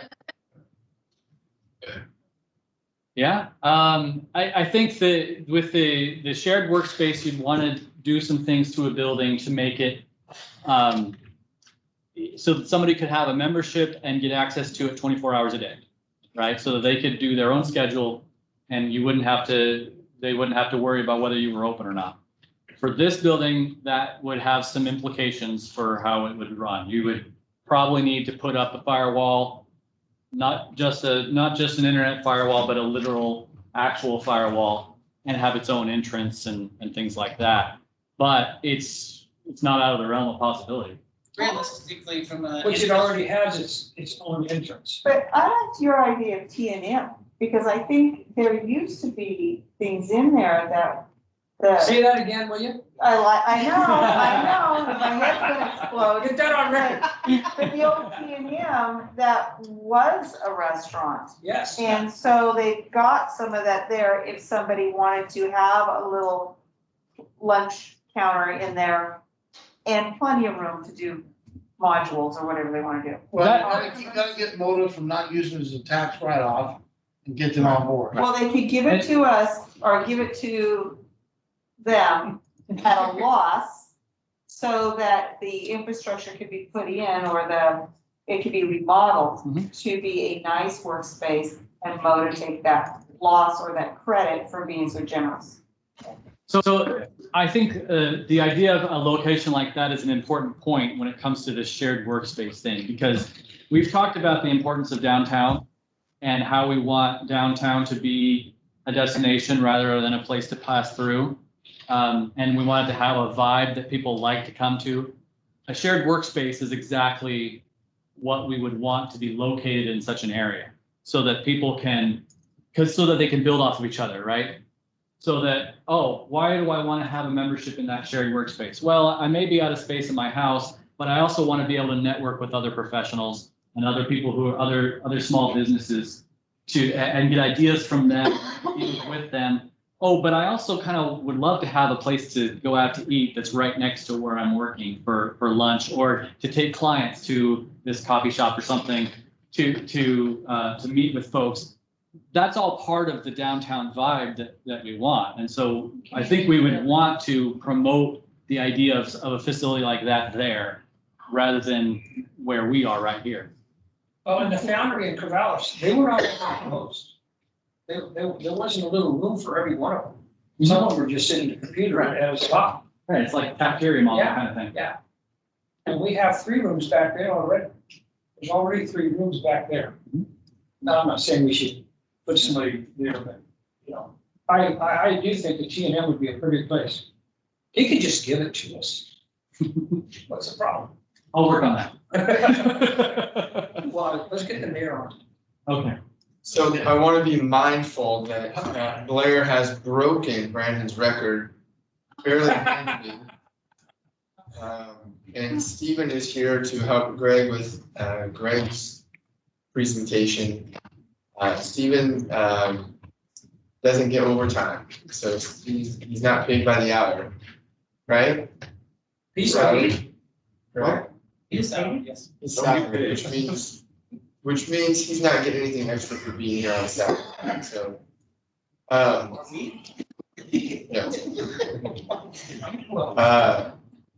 So, if we could, let's take maybe a 5-minute break, restrooms or whatever you need to do, and I think we'll come back and we'll see if Greg can talk Blair, who talks. 15 minutes. Well, I'll take the remainder. We go twice as fast, right? Right. I hit the bullet I think points. the law is 15 minutes minimal. I can do this. 15 minutes sounds good. Yes, I can do this. that's a law.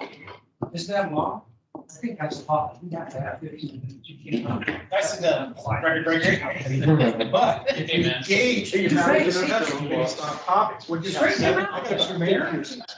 We can take that vote right now. He's long past being straightened out. I don't Jeff Will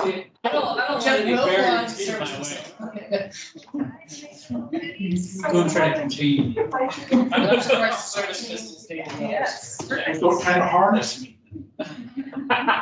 Let me go. I thought Stephen was thoroughly enjoying himself back there listening to what he was. I'd come for the whole thing if I was invited. I think he wrote his dissertation. He should have gone. I mean, technically, it's a public meeting. You should have done it. You should have waited in the other room. No, I was very clearly invited to be here at a certain time. Well, it's streaming online, so if you want to watch after you leave. I don't know, I think I might sit. Well, I need life-size deer down the medium strip on these Life-size deer. aluminum, Life-size. 3-dimensional, yeah, Are you talking like Christmas or are you talking? all year round, all year round. Like, Like a buck, a couple of are does. you thinking, but are you thinking stylized or are you thinking realistic looking? Realistic. Sweet home isn't good for stylized, we need realistic. What if it was like They need- cast iron or One something? chair. Like if it had an industrial That- vibe? As long as it looked, you know, I've kind of looked at different ones, it'd be nice to have a local artist. What about like casts? I mean, like actual sets? Bronze, aluminum, whatever we can afford, not wood because of the maintenance. No. But And I wouldn't want anything, clean, Bronze. because you want it to be, bronze would be awesome, but it's the cost. Donations. Well, It's part of economic development, help me out here. But we might be able to get some grants No, this to might, help. this might be helped with a field trip. Have you ever been over to Joseph? Oregon? At the Cascade Locks, No. has an amazing cougar coming down at the old locks. And then they've got, Sacagawea and a dog. They're just amazing. And I've been to Hope and I've looked at their wood and So Joseph. Still, you know, we talked about getting out of here at Jim's uncle. 5, 6. Yeah, I think it's really. And they have, even though they're small, they become kind of they're specialized in statues. They did, there's a foundry there that did all the You did. wreaths for the World War II memorial in Washington DC. And they do some amazing work there. And it's, I went on a vacation there once, and you can tour one of the founders on your vacation. It's amazing, some of the stuff, but the community has really latched on to that idea of this artist place. And so they have all sorts of artwork in the main strip there, but it's awesome. But there's, I put some notes in. oh, I have my mind too, because they're wonderful. The cougar is just amazing. Well, there is and we should bring it up as part of the streetscape discussion, because public art is a part of that thing. We wanna have proposals from them on places where we could have public artwork. But I think the animal part is part of the art. We have. Your creature had a break the other day because the stupid turkey was going to walk out in front of us. I'm on the phone. I'm in passenger seat. I'm on the phone with somebody. I said, don't hit the turkey. They're from out Keys. They didn't know that we had wild turkeys here. Yeah. But we have elk, we have deer and bear and all kinds of stuff. And I think that as we plan what that looks like, that could be a really good part of it. But it complements. Did he farm this stuff on you? Yeah. No. Well, yeah, because it's a decoration you don't ever have to take out. And you could light it up during the holidays especially. Yeah. And then- Well, I talked to Greg, They're not. when you do that, we really need two of the trees. So that we can light them up. We have to go. Or it needs. We have to train us. Greg, is there power in the meeting? There's no trees right now. There is, we're working on that. Yeah, there's no trees, but down next year, we got trees and no power. The reason, the reason not to replace the trees as quickly was because we want to do the streetscape plan first. Where they might. And so that we can have, part of that is identifying Somewhere else. specific Blair and I talked about sizes Then to make sure that we have consistency. And all of a sudden. Trees are in that great. You know, as you go through things and you. Oh, yeah. You can keep revising it. that's if you have This adequate in? space. I know, it's like a double dip.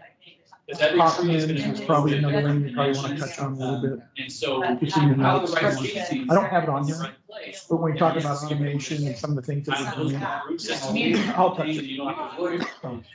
I'm trying to wrap my brain. They don't have a room and their roots are around. Oh, wait a minute. I didn't mean to turn my back to you. They have all the newer stuff. too. Diane. You can see, they I'm don't not- actually have, because whenever you decide to walk the street, you have You can pay to attention. really hard, right? But to have somewhere they do that, and they go back and they dig tunnels and put looser soil in those. That's so the that same you way the have guy these that tunnels has of a loose mall soil. bakery. And so it promotes the tree growing its roots where you want them to grow. And you can kind of steer it, and That's something and that I. that's kind of the battle of Rio. doing, I'd rather do that Oh, than surrounding than stuff. cover it, right? Yeah. Because then it's just, So when you get these amazing old trees and because of power around the soil around them. I'm your police chief. They- Okay, I don't know. Because they're fine. well, and you're in Either or. pedestrians. It's either or. It's either or. Get somebody in a wheelchair trying to get past that. It's impossible. Yeah. It's gonna So be a is the suit. city able to buy any of those places from the current So, owners? here. Put it on- our books. So we can- Walking down Main Street in those. Hey, keep that thought in your mind. But For I the think public the service city's cityscape, huh? Make them because an offer. it's But gonna, the city's that's gonna be position is part we of don't want it. It's talking about, Well, then sell it right away to somebody Yes. else that wants to do talk it. about the public art, Hey, talking again, about that. we're not wanting to do it. No, I understand. But that's- And Topic my that research some of the for- stuff is always for- on the I don't know what We've you got a guys bunch of already stuff talked about. stored so I'm just in that Putting wall ideas that are building mine outside. next Yeah, well, nobody stood by it. But nobody can enjoy it. They've got these. Couple these months. artifacts. You'll be Just say, in just say no, a- no Find questions. out how A much lot of stuff. for those things. If you can't take a historical artifact underneath it, with a roof over it. Yeah. You know, and get our history out there. people Yeah, can- I don't, I'm gonna let. Because Mark, right if you want. now, You can- you can't even really see it even if you walk in, or even if you're there. Well, if they had a better plan. Greg, if you had to sit there all day, what do you make? When you I go to brought- the What's that? cemetery, If you had to sit there all day, what do you make now? And the garden. It's designed for When equal. it, It's when did designed that- for showcasing. Well, nice thing is vegetation one of the And people. I can get that, I totally understand that. Laid out. They- It should be having events They're there on board. and showcase. So, So picture and this, Samaria on Main Street. Yeah. We're going in different places. Yeah. We're different driveways, actually. So- But they're pretty sure Yeah, that I'll you show you can a have little a right now. driveway go in Um, there, So. you take out one of their storage buildings. What I'm telling You you, have a I've got driveway all public right in dogs. front of the museum. You put But some parking one of right these there. You is have an exit Samaria out along has one, two, three, or tentatively you put a plaza confirmed 100% right there, sold where by that, where those statues. He's got a lot of work. two of the So other you can have organizations. outdoor we events, don't have have run landscape. here. That would be great, but when I met with them before. And I don't know the The company, idea they're of not revealing it. combining But the we're visitor the center company and the that museum bought in one Well, location, Canada which I is think is gone. a great combination. But part of, Yeah. what I'm being told, part of this Problem is getting that vision sale communicated to them. requires because they have some Samaria very to build. strong Apparently, I've got. ideas Yeah. about some things should be. private things should be. And metal. So they. So there's some issues. So So. And they well, are required to build that. Given the rollover and the history. That is the case. What I'm being told. But if we could, but I guess. They're gonna the way I announce it see in it, the next few months. if we could promote the vision of what it could be. Nice. And get some people to realize what it could We be. have Taco Bell. Right now, the chamber. And the city is the chamber. Going where things sound share up. We're gonna have lunch soon. Yeah.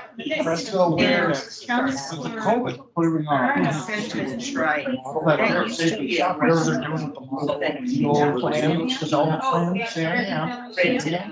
He said 2 inch, and that's what I thought. We are. Top quarters. Their space in. Right now. You know, And because they do have a different personality than the people who are they're going just to, trying to. what's the first one? And if you, the marketing to them is getting them to buy in things that How they come want you to come do in their and site. you and all that? So if you're freelance doing that, to showcase their stuff But and it's. to bring more but people to something them, is you're going on gonna, the part. you're gonna roll right in, because that's what they care about. Right. Less- The reason to try to improve the chamber. Because hold on. So do you Right now, have like the a museum is liaison gonna- within the legislature that's They have their limit on their. I was, Yeah, so. I was in, to, You didn't put me on I'm anywhere. gonna talk to you next week. no. Is there all- Transportation, there's several options Is huge. that come Problem from there. is, But you can't make it. All the things you can't make. Because it's not- you're gonna rotate your collection. That's what she. They don't, they need a curator, they need somebody that has that vision, and Hold on. I don't know. So- I haven't. And they have the board and they have, and they're volunteer. We're gonna decide a lot of. We can get that vision of what In the turbine. the chamber being there. So you can see Crosswalks and speed of each. it's here, because if you're. So if you wanna, like, you have a have visitor a center, visitor that center, you gotta come into. You have a First of all, you got, spot. yeah, I gotta get ODOT to sign off on it.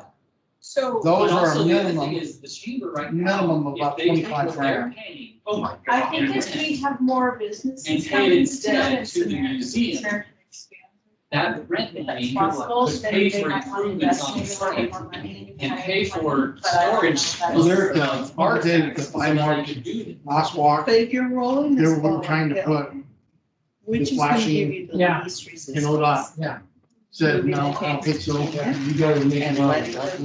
We've been trying to get Or, you know, Well, that's a good question. traffic lights But I there. guess the question is what kind of vision do you want to try to. That would be- And I don't know that it's. I drove through that, but you still need people in to work out the deal. Because there's chamber, yeah, because there's chamber opposition to But we have- being an we have anchor a for couple a freezers in shared there. workspace too.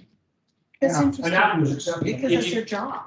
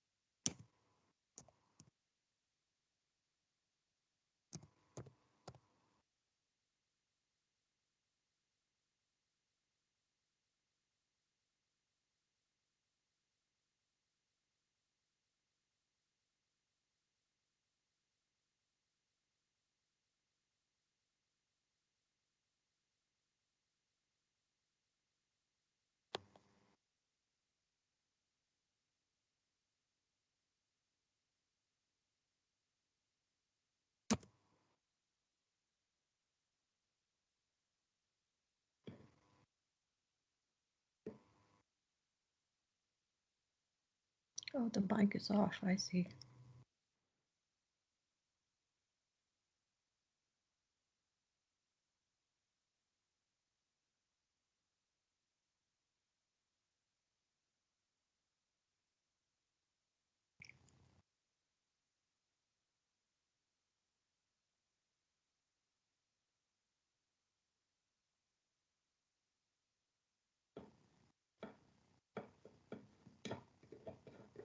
Take our seats again, please. Please? Go ahead. Please? Wants to be a part of the community. All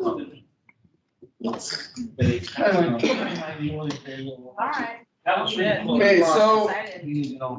I didn't see where your time ended up. Oh my God. I think that was an hour 40. Hour 41. It's way over. Way over. I'm the winner.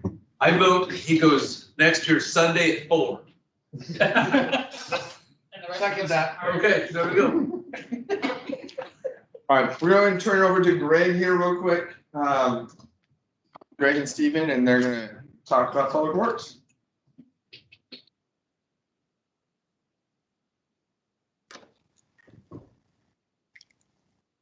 All right, Public Works. I have a lot of topics to go over, so my hope is I'll skim across the top. Please stop me if you guys have any questions. I know some people are shaking their heads. But please, like, there's a lot of stuff going on. There's a lot of stuff in the pike. And we're just really busy. We are understaffed. Oh, geez. how many We're times we're have I- spending tons of, we have tons of projects. Yeah. Here we go. So let's go to the org chart. This is who we have. Go back real quick. This is who we have. This was our Christmas lunch. This is who we have. When I first started here, we had, I would say 17 people. We're down to about 13 right now. We have 2 positions that are vacant. If you go to the org chart. Oh, Well, thank you. And You put me to work. so when I first got here 3.5 years ago, we had 5 people in streets. We had 4 in water, 3 in streets. 3 in collections. We had 1 that was just approved in parks. So you can see that we have a person here. Start of COVID, one of our longtime employees retired. We had some personnel issues and our mechanic was no longer with us and we reflew that and one of our street positions has filled that position. If you guys remember not long ago that we talked about taking over Jacobs, it was a big discussion. We did it for about 14, 15 months. And I guess it took that long because it's Wes's fault. And I did tell him that. But it did work out for us because I think it's given us time to really think about what we wanted to do and how we're going to plan. As of yesterday, these 4 positions were flown internally. We think we're going to have some pretty good response internal candidates, but we also think we have some outside that can benefit us. That picture is getting a little bit clearer and a little bit brighter for us than maybe 2 months ago, 3 months ago. A little more nervous for us before we made that decision. We are finishing this job description and it's already written in rough draft form. And I believe it's going through Ask Me, Ray, and Julie at this point. We'll get that posted. It has to go internal for 2 weeks to satisfy that contract. With Ask Me, once that happens, we'll fly it. If we don't have any good candidates, we'll fly it externally. We already have. Just the 4. Just these positions. We haven't done the mechanic one yet. We also pick up 4 seasonals a year that helps with our mowing. We usually do 2 around July, 1 in May, and then we're just bringing another temp on to kind of help us on the start of mowing season, which by March, things are starting. You already see things are blooming, things are starting to grow. Grass is turning from the yellow, starting to turn green. Probably another 30 days or so, things are going to really start growing. So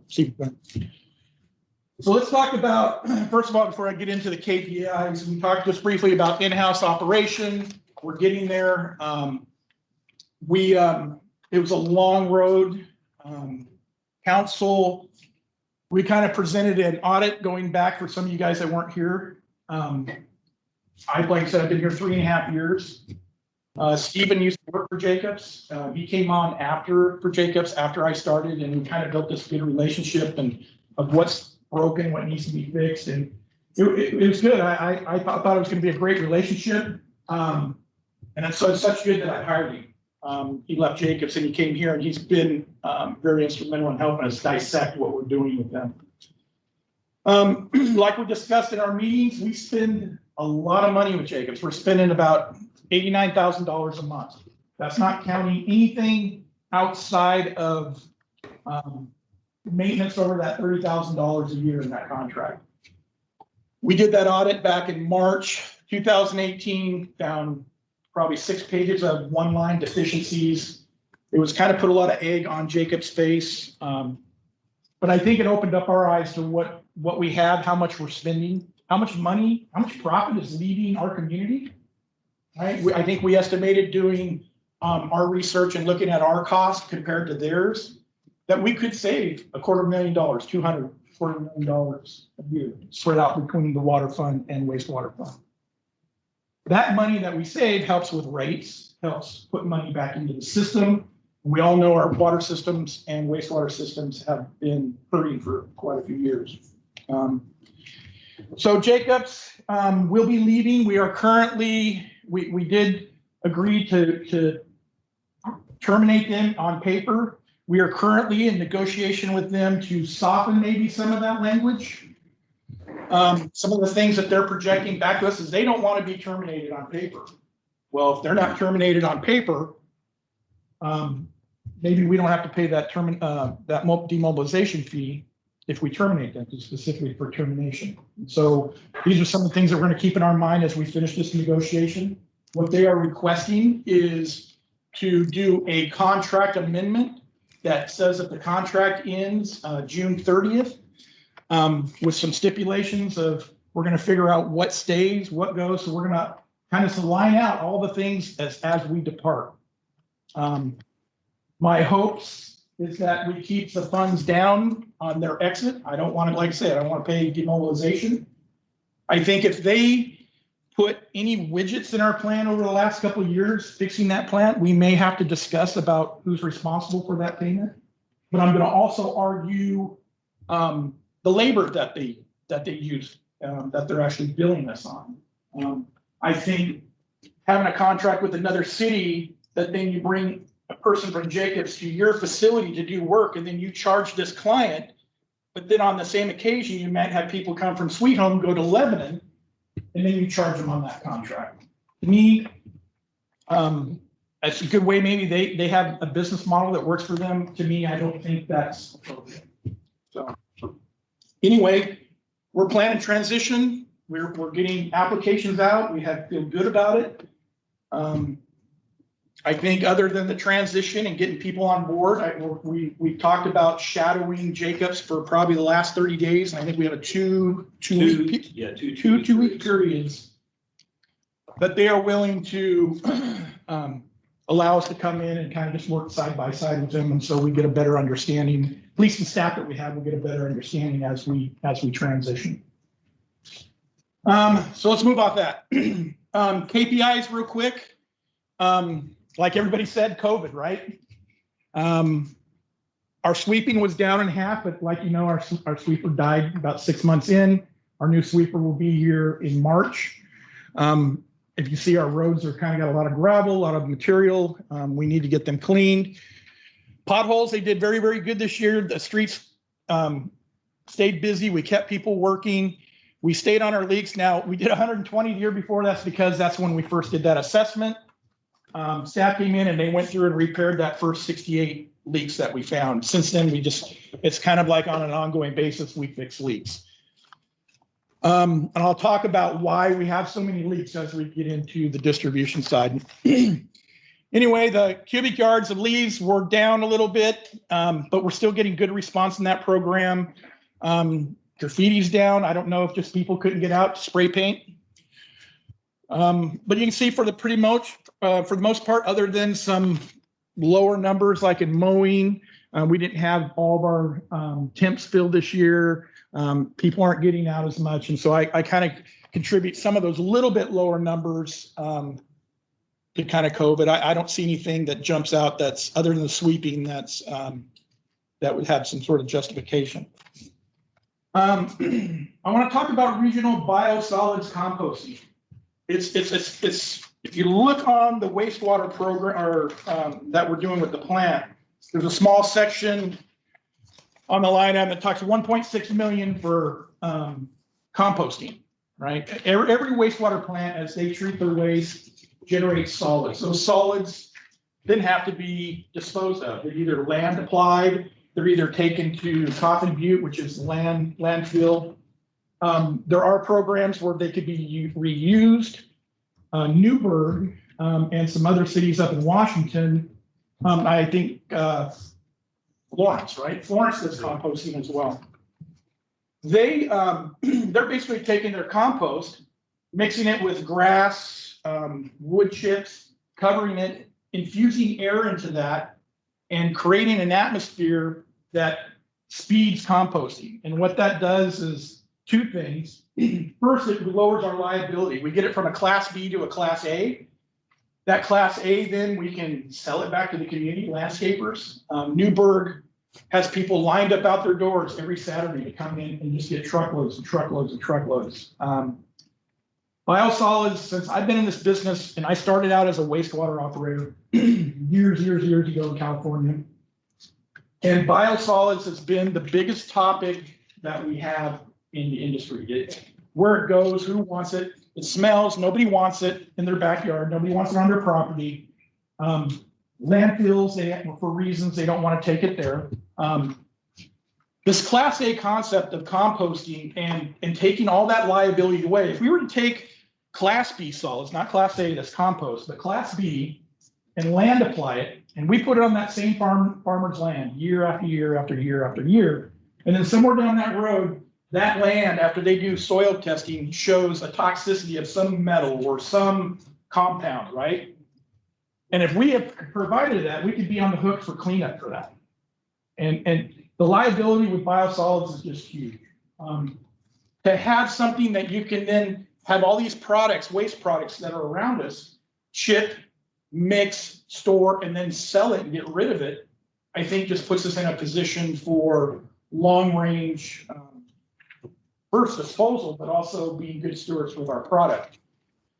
There's a few cities around here that are also looking at that same thing. Albany's already way down that road on compost, and they've done trials. They're actually have approval from council to start some on-site composting. They're going to be doing about 25% of their solids. Lebanon has some issues with some of their solids handling, and they're interested.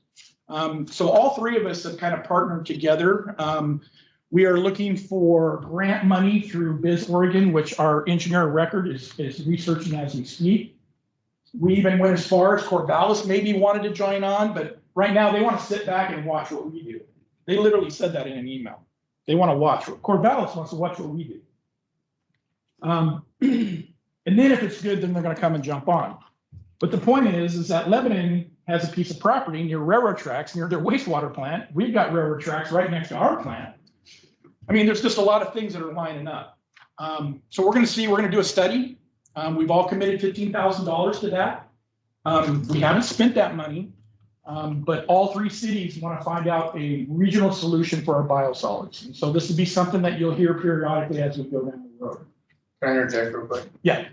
We're leading this. Yeah. This is Sweet Home leading the region in this effort.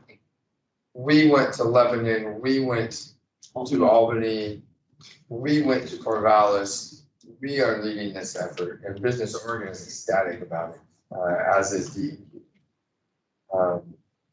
So, and just one other thing is, we pay $150,000 a year to haul our solids off. This would 100? eliminate that cost. About 100. 100. So this would eliminate that cost. So we're eliminating $100,000 in expense and actually replacing it with a potential revenue source.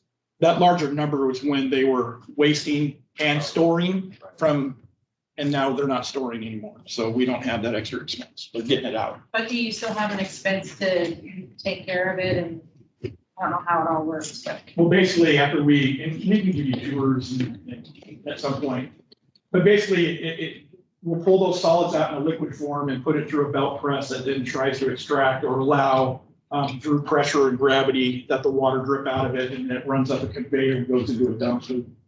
Sanitation picks it up, or Republic, I'm not sure who their contract is. Sweet Home Sanitation. Sweet Home Sanitation and takes it to Cotton Butte. So it's basically a big roll up.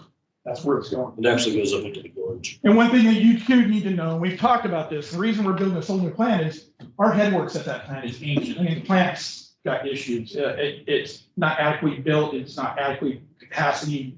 It has really no adequate headworks at all. And what I mean by headworks is that when you first grab all the wastewater and you send it up to the top of your plant, there's mechanisms that take trash, plastic, Q-tips, you name it, anything that gets flushed, it's either going to float or sink, right? And so all that trash has to go somewhere. Right now, we don't have the ability to get that out of our waste stream. So all that stays in, it goes through all of our pumps, it gets in our mixers, it goes into our clarifiers, it floods our clarifiers regularly. But then it's garbage in our sludge. So farmers don't want trash on their, so we don't even have a product that's viable to people.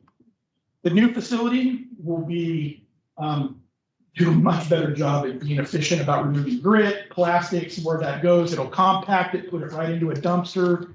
And that's clean. It's actually washed before it goes in that dumpster. And then it just retains the solids. So. Hey, Greg, if you guys get a chance, the two that haven't ever been down there, you'll be shocked. You actually really probably should, but take a tour of the water treatment and the wastewater. You really should take a tour of both. Yeah, we infrastructure here in town, like most small towns, is it has a lot of challenges. It's old. The water system, you'll hear me next talking about 2-inch water mains. Some of the water mains are 85 years old, and they're literally on the inside choked down to an inch, and they're solid rust. I'm going to show you a picture here pretty soon. So let me finish the admin here real quick so I don't run long like Blair did and get crucified. I'm already doing it, I know, so. So we also, to get all these nice KPIs, we've been using a facility view software. They changed their platform and how they are writing it. We're not 100% happy with it. We're gonna try to make it better for us. But right now, I think we've been working with Steven and Brandon. If we already have Springbrook, we're using it for everything. There are components for that. We may just file right in and get a couple more modules and head in that direction. But we'll still be able to track all the things that we do. Water. Let's go to water distribution. So if you can see, these are 2-inch mains. See that water? It's pretty bad. So every time, I wish I had a picture of it. I could have brought it in and showed you guys. Our avenues, pipelines look like this. We've got some areas that we have had so many leaks, I can't even put a clamp on that piece of pipe anymore. Just recently off Cedar in between 11th and 12th, that line got so bad, there was a 2-inch, we literally cut it off and ran a brand new 2-inch. You probably see the saw cut in the street as of right now. That's not our permanent fix. That was just a temporary repair to get 2 homes back into service. But this is the type of stuff that we're running into. I can't repair without replacing sections of pipe. So right now, and we've done tons and tons of leaks, but those leaks are going to come back more and more. I have a task order right now with our engineer of record. Civil West doing that? Yes. And West Yost. Yeah, well, West Yost, but Civil West out of Albany is actually doing the design. I have tasked them this year to look at every 2-inch line in the city. I want you to identify it. I want you to know what it's going to take to replace it. I want to know the cost of construction. And then we're going to sit down and we're going to phase it, right? I'm going to see what that total project is going to cost, how much each of the phases will be, and we're going to start spreading these projects over the next few years and start looking at these 2-inch mains. We got to get them out. The water quality alone is horrible. And that's not like that. When you hit a water line or you start opening something, you flush a water through, anything that hasn't had enough velocity on it will then flush out. So this could be running clear, and I could walk up and hit that with a hammer, that pipe, and all of a sudden you're going to see all kinds of rust and everything come out.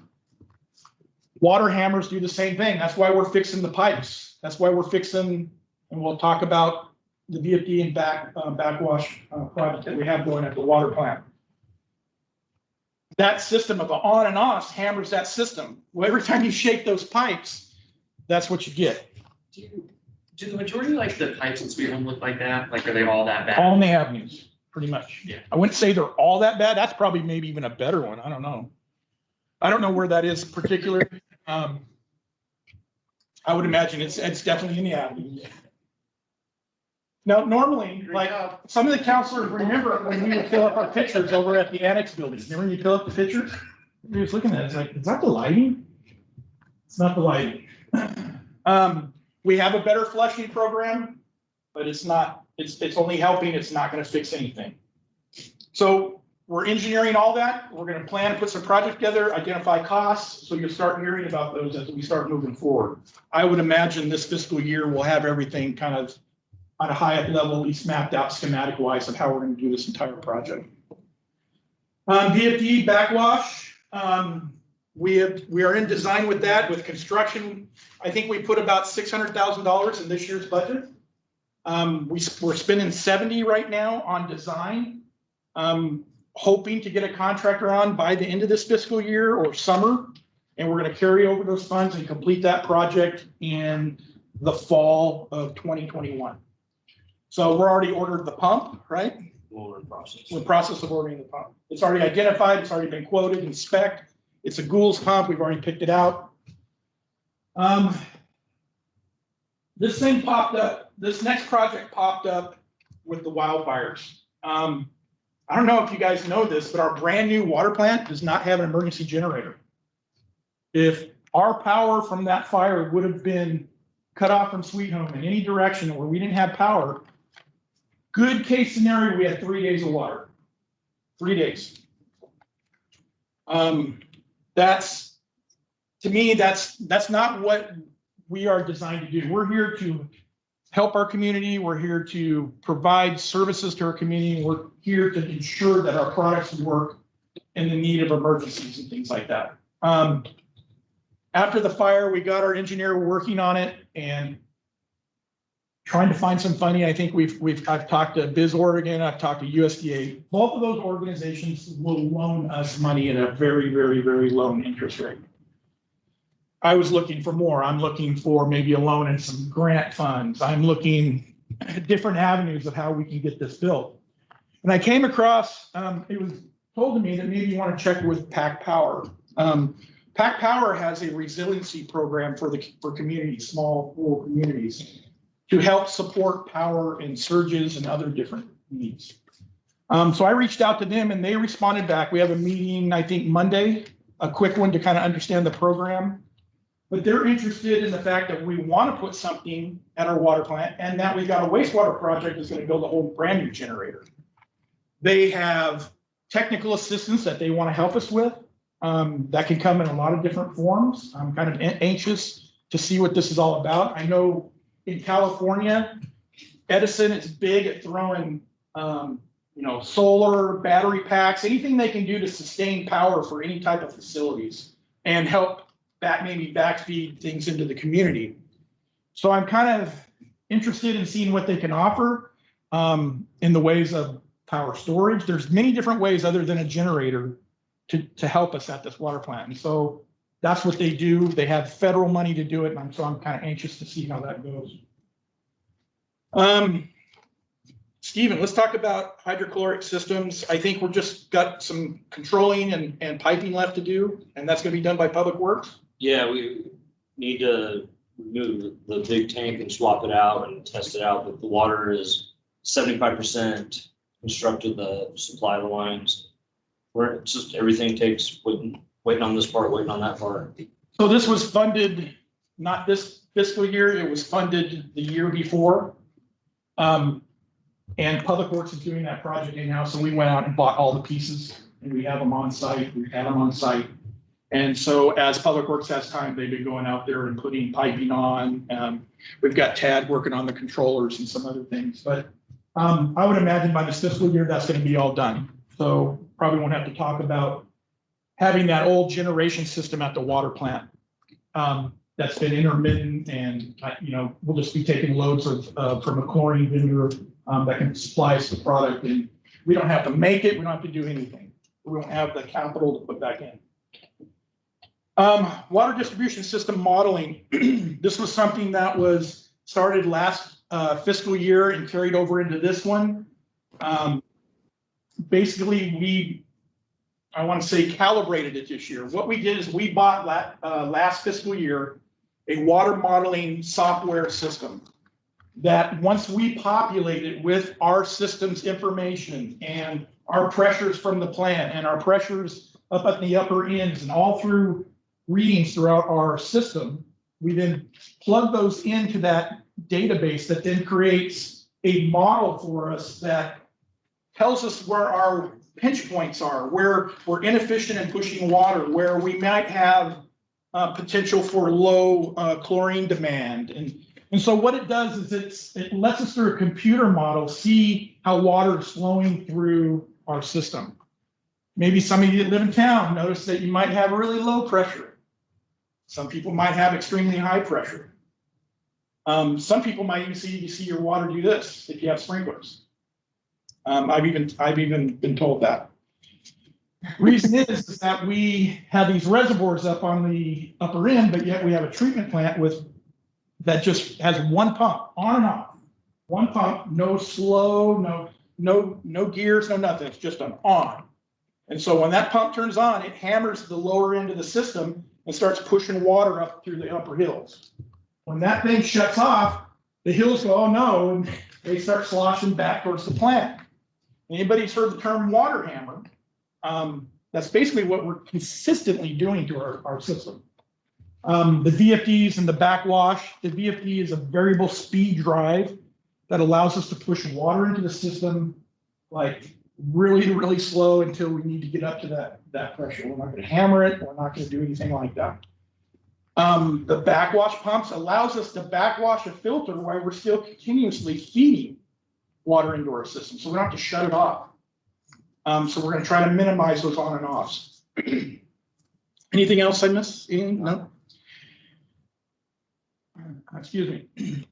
Water meter replacement program. Brandon, you wanna? So, you wanna say?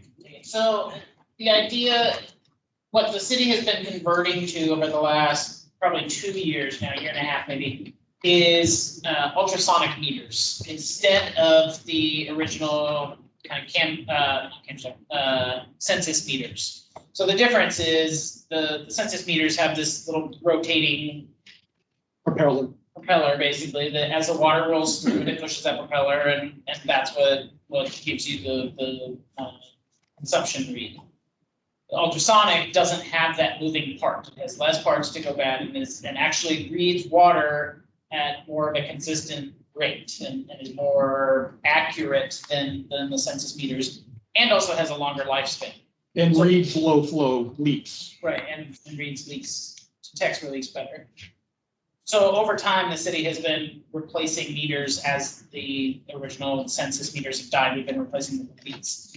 But it's gotten to a point now where we have to make a decision whether we're just going to go full out new ultrasonic meters or continue to slow roll the rollout. And the reason I say that is we're getting to a point where we have enough of the ultrasonic meters on in our system that there are going to be additional costs incurred related to software and our current meter reading system is going to start getting pricey for the fact that we have less and less meters to read, and it's going to cost them the same amount of money basically to come out. So our recommendation as staff in this next budget proposal is we want to replace the rest of the meters in the city with these new ultrasonic meters. Which we know too, we're losing about 8 to 13 every month. They're dead. So that's lost revenue, that's whatever water goes through them after that time. The age of our meters are getting out there such that, so every month that we're losing them, that's revenue that we lost. If they're inaccurate, if they're old past that 10-year, they're inaccurate. These new meters are guaranteed for 20 years at the same cost of what those old 10-year meters are. They're more accurate, they do low flow.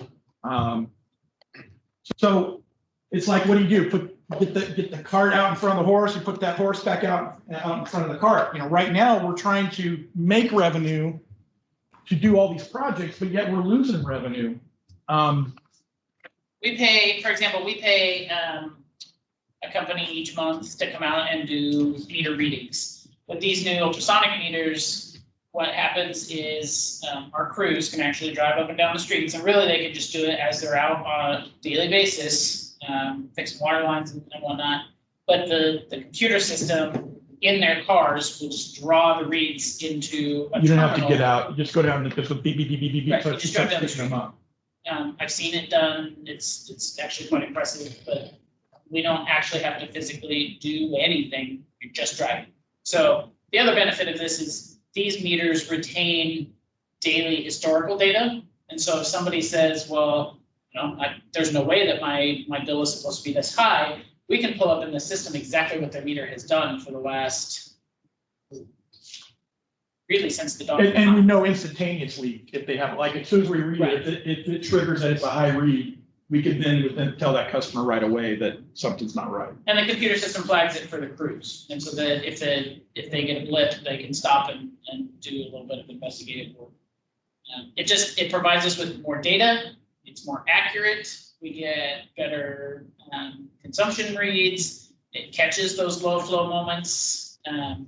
It's time, from an economic standpoint, it's time for us to bite the bullet and get the new meters into the ground, which would then result in us ditching the meter reader's monthly contract. That's $23,000 a year. $23,000 a year. And then we have a little more control over our system. So. And increased revenue, and because you're going to pick up all the low flow. So it's kind of like, we can keep. I have a question, sir. My back was used. So you're putting these new meters in. Are you putting them all on 4th Avenue? Are you putting two of them on Fourth Avenue? You're first. Second Avenue. So is that what you're doing? How are you doing? So. As they're dying, as we're replacing them with All this right, meter. but so you, There's no, we're not going, I think we put a few in, like for testing it first, but right now, as they die, we're just putting them in. okay, so it would be a little more difficult for them to drive by and get those, because they'd be all over the place. Yeah, but the hope is that we do it and then we have a route and we just go through town. It really takes You that. keep hoping. So, You know, these are only suggestions, right? So what's the cost and the timeline on something like that? so that's this is the, with every good piece of good news, there comes bad news. Certainly in my line of work anyway. So the price tag on this to roll out this program to all of our meters is going to be in the ballpark of $650,000.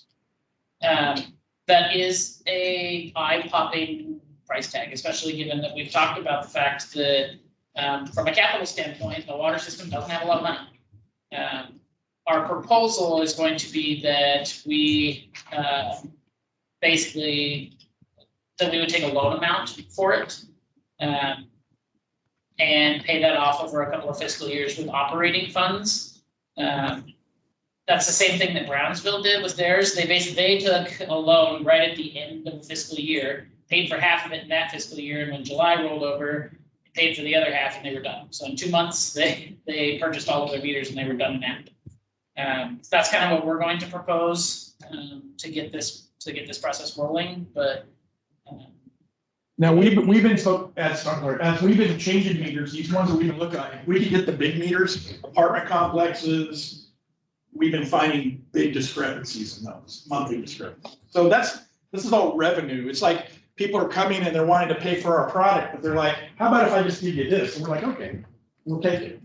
So is the $650,000 number, is that including the installation charges?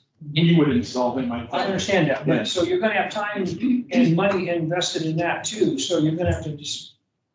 Other than it would just be time, because we're not gonna budget more people. I understand. So the budget would remain the same for the FTEs. They would do, and knowing Wes, it'd probably be done in 20 days. But Councilor Traskey's right. There's going to be some software, some incurred fees for software costs. We do currently have the software because we are currently using some of the Camstrut meters. However, once you cross, I want to say it's 1,000 meters, then the cost goes up. But after that, it does not. So we're near that point. And I remember our discussion before, and anyway, so yeah, we can move on. So you'll probably hear more on this, and we welcome the debate. So again, it's that, do we lose money and not start to do it over time? Do we just do it all so we can preserve our revenue and then make our water loss even more accurate than we're doing? So every time that we have a meter that dies, we don't count that water doesn't get counted. So let's move on. SCADA. Will you please talk about SCADA? I want you to talk about Strawberry Pump Station a little bit. And what you know about Stephen? Stephen is, you guys, I know most of you guys know him, but the two new. Stephen is a unique unicorn, and I'm going to make him turn red, right? That's an understatement. Right? He's got a grade 4 treatment in water and wastewater. There's only like 13 people somewhere around there in the state of Oregon that have that. We are very fortunate to have him. He can, I know he could make probably $3,000 or more per month because I've seen the job offers. But Stephen's a sweet home kid. He grew up across the river from the treatment plant, more or less. And I'm thankful that he's here. If you've noticed from last year's to this year's, we've got a lot more projects related to the wastewater plant because I've asked him to dig in on that. Because I want to fix everything. So he gets to take them over in about 4 or 5 months. So I'll let him talk about SCADA, and he's actually streaming some automation stuff that we're already doing with the design with the wastewater plant. We're getting close. We fix a few things. We get this VFD, the backwash in. We do some of these projects that he's going to talk about. That plant's going to be automated, and it's going to work well with our system. After that, we start looking at capacity. So talk about those few projects. So the Strawberry Pump Station is actually a really good example that you could, it's simple what happened, but you can kind of use it for what's happening at the water plant as a whole. So Strawberry just worked. Nobody worried about it. The pump station just worked. So I went and, well, the communication wasn't good. So I went and I got the communication fixed. and rerouted. We went from using wireless to CenturyLink at the Strawberry Pump Station. Well, that showed us that the level meter wasn't working in the reservoir. So then we had to fix the reservoir level meter. And then that showed us that the pump wasn't working right. Because we could see how once we had the level reservoir. So we identified one problem and it led to additional. Now Strawberry is 90%, because I haven't gotten around to finishing, it's all on me. 90% complete as it should have been. And I don't know if it was ever that way. It's just people were installing things, they didn't see the whole picture. They just focused on their little piece of it. So now for the SCADA system at the water plant, it's on a end of life PLC. It was poorly programmed and never checked out really good. It appears that there was too many cooks in the kitchen. Nobody had oversight over the whole project when the water plant went in originally. I like to say it's 90% to awesome. But just that last 10% that would have made everything work real smooth and nice didn't happen. So we're working on fixing the SCADA system. That's going to be about 150,000. I think we're proposing 50,000 next year to design and get it started, and 100,000 the following year. So all the flow-based, right, currently as a plant that was built like in the 40s or 50s, if we need to adjust chemicals, we have to go down to the individual pumps and turn a knob and increase them and slow them down. Most plants built in the last 20, 30 years have what they call flow-based systems. So on your computer screen, on your SCADA screen, you go, I want to increase it, and it just increases. And if the flow increases, all the chemicals increase to compensate. Those things are very labor intensive to keep track of. And so I'm putting all those things in. It should make it so that, I hate to say this, but a lower caliber operator should be able to operate the plant at a higher level. The automation will take care of some of the brain power that people will have to have. I'm not saying we're not going to have good people, but our good people should be doing an even better job because they won't have to work on the little tasks. Yeah. One other thing that we're doing to help this year, out of this fiscal year, to help get that plant running well, is probably a lot of you guys don't know about this, but not long after the fires, when we had the rains, Jacobs had a terrible time trying to meet turbidity at the water plant. And what that means is the water coming out of the lake was too dirty, and it had fine material in it. It was organics, actually. Oh, They did really? some testing, and they don't know where they came from necessarily. Interesting. But the plant wasn't necessarily designed around bringing these organics out, which. And what hurt that is we knew the media that are in those three filters, the sand at 3 different levels of different filter media. We know it has a shelf life of about 10 years, depending on usage, how many shifts, the whole thing. We haven't been horribly hard on all of them, but it's now 11, 12 years, 13 years on those filters. And so we knew we needed to change the media in there. And so we had put $25,000 in this year's budget to buy new media, to start replacing it, and then we were going to do it every year, do 1 train a year. We figured when all that rain happened, we literally got down to feet away from our reservoirs being empty.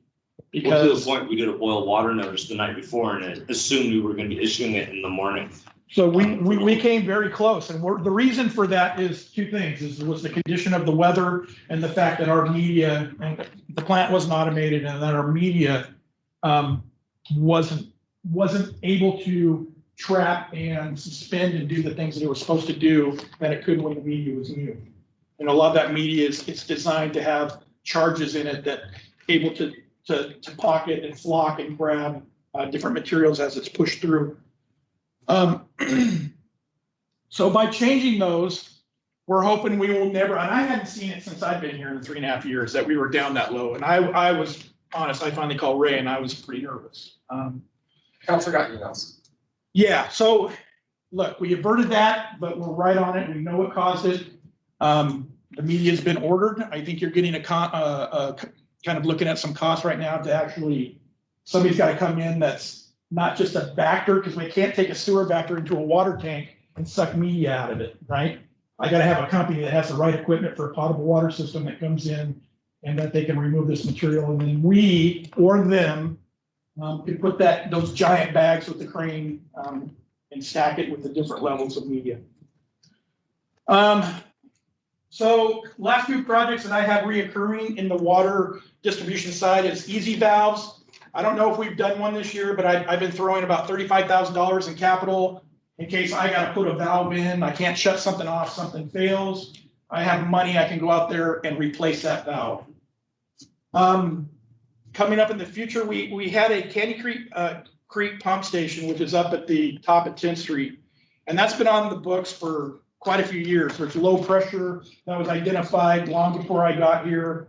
Long before I even bought up in that neighborhood. So don't kill me if you guys find out I live up there.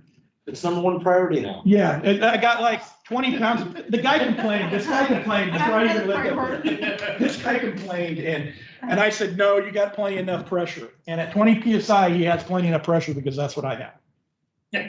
I'm not happy with it, but I got it. So, reap what you sow. But that station was designed to be put in there because of those pressures, because there's supposed to be a lot more development up above.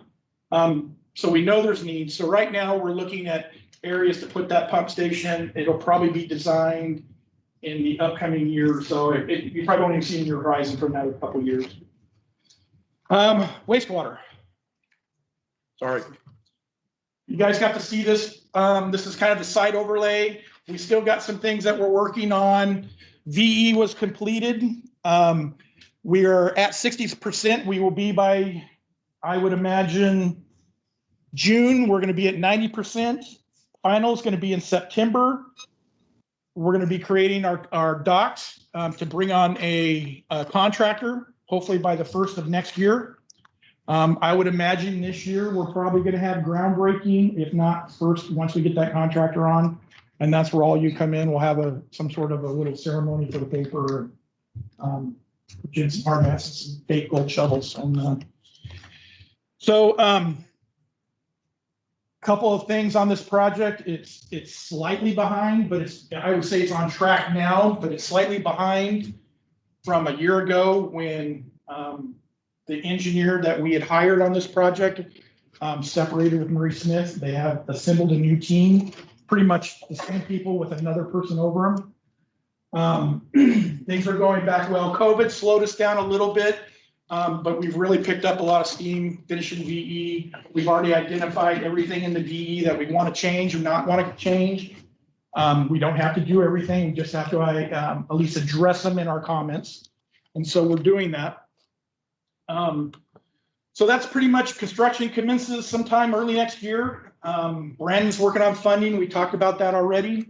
We're sitting in a good place. You guys made the tough decision when I first came here, right? It was a very big discussion for the community to raise the rates. We haven't done that on the wastewater side, and we're sitting pretty good. I mean, this project's going to happen. We're going to have this plant before too long, so we're going to get busy. Collections. I showed you this picture. This was the line that we put in this year for some new homes. It was kind of a last minute. Developer came in, said, I'm going to build 3 homes, and we don't have adequate sewer. Good thing that we have about our operations manager, Dominic Valoni. He used to work for a contractor. He's been in our engineering here firm, or he was with engineering here for quite some time. He's been now in public works with streets for quite a few years, and he's been our operations manager since probably 3 years now. We ordered up some equipment. We ordered and this is the type of stuff that we can get out of our crew now. We put in some water lines. We put in a few sewer lines. We're not afraid to do this. We're not afraid of big repairs. The idea that we need a contractor to come into town if we ever have an emergency is kind of absurd to me. A couple other projects that we have on collections is annually, I have a ring and manhole replacement, about $15,000. If I have a manhole structure fail or needs coating or a new ring or something on Highway 20, I have at least a little bit of cash that I can go in and fix that. Same thing on the manhole structure rehabilitation, is another $50,000. Those 2 components are, and I just made the connection to this, those 2 components that I've had on a reoccurring are actually required in our wastewater permit as a part of I&I with collections. That per the old order that we were under with DEQ, is that we're required to spend X amount of dollars on our collection system. It just says it in our permit, but because it's in our permit, it's kind of the law, right? So we have those projects there. We're not exactly spending all that money. We did last year, but we didn't the year before, but at least we got that money held, and if we need it, we have it for emergencies. We also set flow meters. Also on, let's go to storm drain. Yeah. That's my street. Yeah, it is. How'd that go for you? Not very good. I Um, floor joists and subfloors, and my neighbor is very distraught, and I'm interested in what your plan is. So we got 3 inches of rain in probably 6-8 hours. It inundated this culvert right here. This is on 18th. This culvert then heads, there's like an overflow. So it normally flows into a pipe, but then an overflow, and then it catches it and it runs down to the river. That overflow, you can see these trees along there had roots in it. There were holes in the roots, but as soon as all that water came, anything that was floating, anything that was there ended up in that pipe, down that drain and up against some roots and blocked. Had nowhere to go. I'm not sure that would have helped. Because after we released it, it still took hours, and the rain had already stopped. But this is the bigger discussion. We went out after this, we had issues up on Long Street and 38, 37. We had some flooding there as well. There's also small little other areas, these small little urban streams that we have that run through our town. Guys, we get a lot of rain here, and we don't have a storm drain system. What we have is pieces of, in front of your place, was like steel water tank put together that we took out of the ground. There's stuff like that. Everybody's done what they could do in this town to try to get water off their property. I believe we're under capacity getting stuff out of our town. We need to build a big line, tap into something to get stuff off of our streets and get it to the river as quickly as possible. We get $1 a month. We have 35 water meters. I get about $70,000 a year to get stormwater. It's not enough. It's not even enough to eat. I can't even. I'm using sewer money to do stormwater. I'm using water money to do stormwater. And this is not a flood zone, so we can't get insurance for flood. So the residents and my neighbors are pretty much screwed. It's horrible this happened, but I think it's kind of needed for discussion purposes. I know we don't have easements, we don't have rights in some of these creeks that run through town. We can't just go in there and take a backhoe and rip stuff out, because then we're violating environmental laws. So major, you talk about gaps in the water side when I got here, we have major gaps on our stormwater. This, as bad as this seemed, we were lucky. This shows where we're vulnerable. Well, I went down, Dominic called me and I went down and he wanted to know and stuff. And you know how I feel about raising taxes. But that's the reason I would probably vote for an increase in that fund. Just to be clear, it's not taxed, Same because thing. otherwise the state. Okay, they're just paying much more water. Stormwater. Call it what you want. It is Okay. a user fee. Yeah, okay, whatever. So, but these are the tough decisions that you guys have to make, right? What's best for a community? It impacted you personally. Well, and if anybody's lived here very long, sees it more than we like. Well, this is like a regular occurrence. Yes, And it this is. year was worse than it's ever been, but there's a slope that the grade changes and it's just like, and then there's people behind me that have a hole in the ground that's plugged full of garbage and just, it's a nightmare. So this spot right here, before it crosses under, there's a couple levels of piping for this relief line, and it's undersized. So Dominic has recommended, and he's working with our engineer of record, that we do some sort of kind of abutment or something to construct it with some sort of a covered grading system that trash is going to be going in there. So in other words, we can retain larger amounts, get it into that pipe, not have a small opening, make that hole bigger and try to get as much as we can down into that pipe. So those are improvements we're going to be making in spring. I know he's already been out there looking at different things. If you haven't noticed along Long last week or the week before that they were already found a buried line on 38th and Long. They already exposed it and put a new grade on it. Brian did last week, I believe. I don't know if that's going to help, right? But I'm doing what I can with the money I have and the resources I have. So, we're not making any decisions, but I think when we come around and we start looking at rates and stuff, I think we really need to have that discussion. And again, my job is to be transparent with you guys. I'm not trying to pad anything. If I don't tell you exactly what's going on, we're not going to make good decisions. I was that way with the wastewater plant. I think we're seeing a lot more on the water side. So we got lots of work to do, but stormwater is probably one of the funds that's really hinders us more than anything. Parks. Let's go on to something more happy. Anybody got any questions about parks? Limited funds. We got this grant project. It's all being done internal with Public Works as being the project managers. We contracted electrical. We contracted the concrete work. All the grading, all the rough grading. We're going to do some more tree work out there, probably about 19, 20 trees. They're going to come down on the girls, the bandstand side, Girl Scout hut.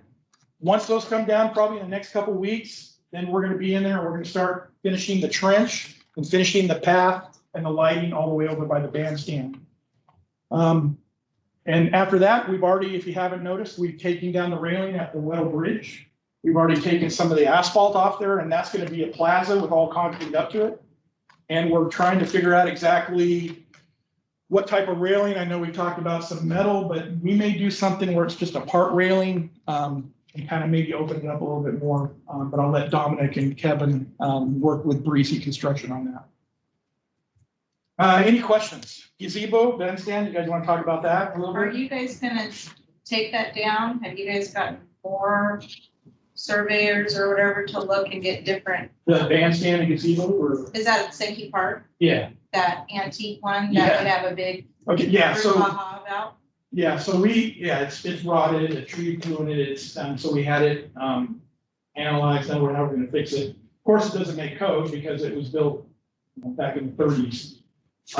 Foundation's inadequate, the side posts weren't inadequate, they weren't even mounted to it in any way. There's rot, all kinds of stuff going on with it. So basically, we had a structural guy come out, he looked at it, he said, yeah, you gotta, pretty much, you're gonna rebuild it, everything has to be rebuilt. So what we have right now is we have our engineer record. Preston has been working with the person that's working as an architect on our wastewater plant to kind of come up with a high-level concept of some options, right? This is where it's at. This is where the gazebo's at. Here's some options. You got something like this. You could rebuild it exactly like it and redo it. We can build something new. So you guys are going to have these options to kind of decide for, and you may even have your own opinion. So I'm just wondering, have you gotten more than one opinion on the structure? I've already got 3 different ones from 3 different structural engineers. Because I ran into a church called Mount Pleasant out by Scio, and multiple people had told them that they had to tear it down, and there was one contractor that specialized in repairs and things like that, and so he was able to save that building. Right. So if there was a way or another opinion. It really comes down to what you guys want and how much you want to spend on it. Hey, Ray, It really does. isn't there something came out of that, fresh in memory about it being a heritage or something?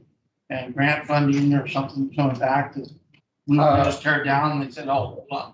Well, they were doing some checking on it. I think we got word back there that it's not on that historical list. Yeah. Yeah, Not on the historical list, there's one they do what they call Oregon style buildings.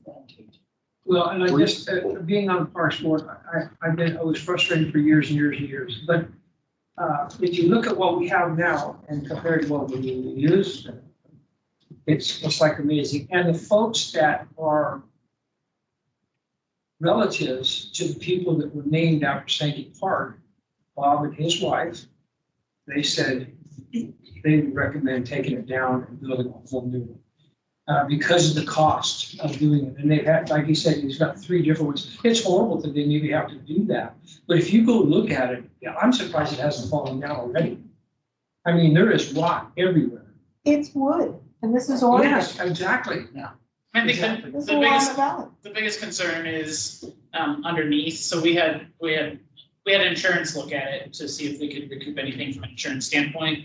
And we did. We got some insurance funding for it for whatever we decided to do with it down the road. But the biggest concern of that report was that the footings, the foundation underneath, basically it was wood rounds set on concrete rounds that have shifted. Some of them are no longer on their concrete mounds, and some of them are hanging halfway off.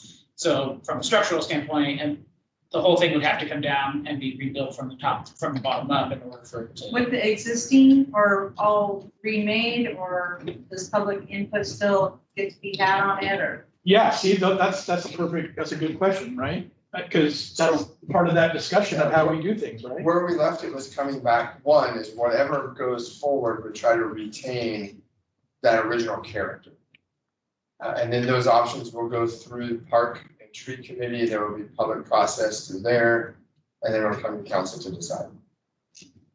Well, and I think the thing is if it retains its original character, but when we had to tear out the flooring, in the old gym at the high school, they retained some of that and salvaged it to tables and different things.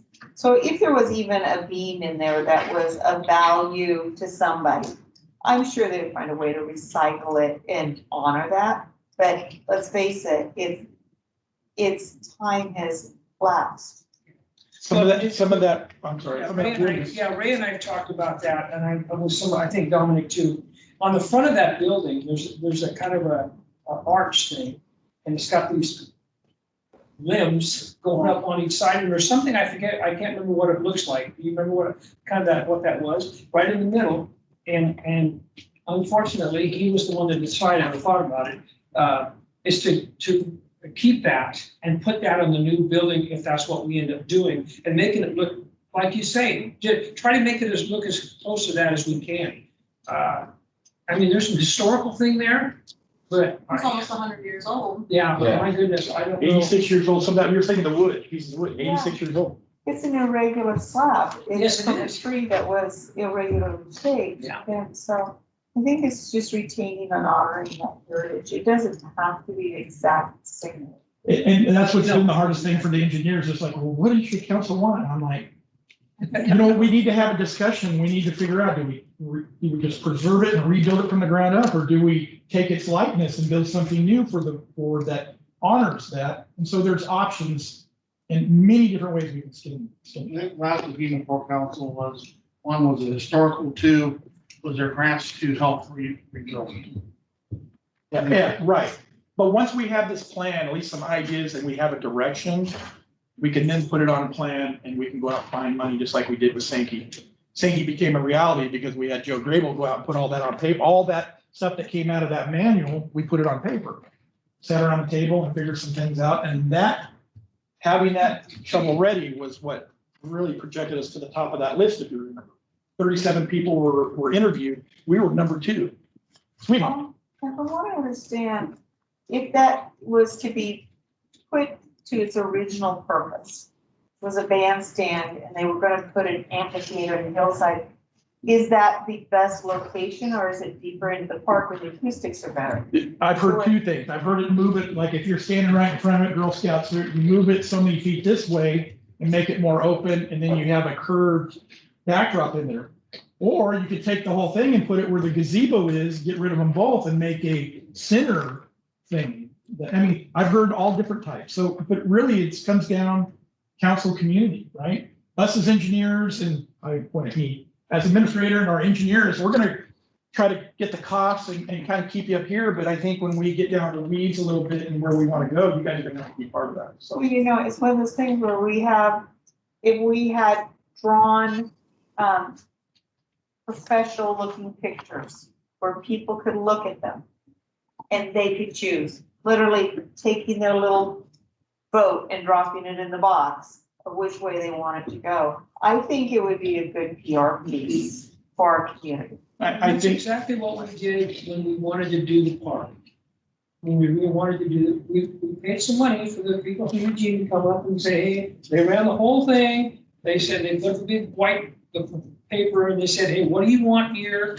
And they took a consensus of that and they told us what we needed to do.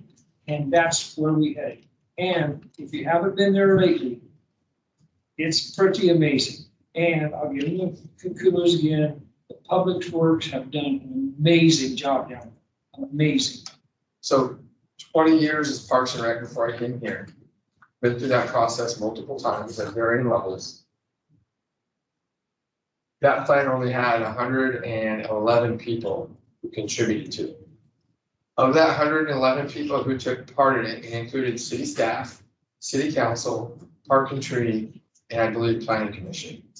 So almost half of the people who put input into that, honestly, that plan's not really what I would call a true representation of from our community.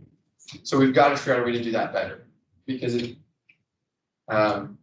yeah, we can check off the box that we went through the step, but it really wasn't effective. I mean, luckily it's turned out and it's been okay, but there has been some pushback to it.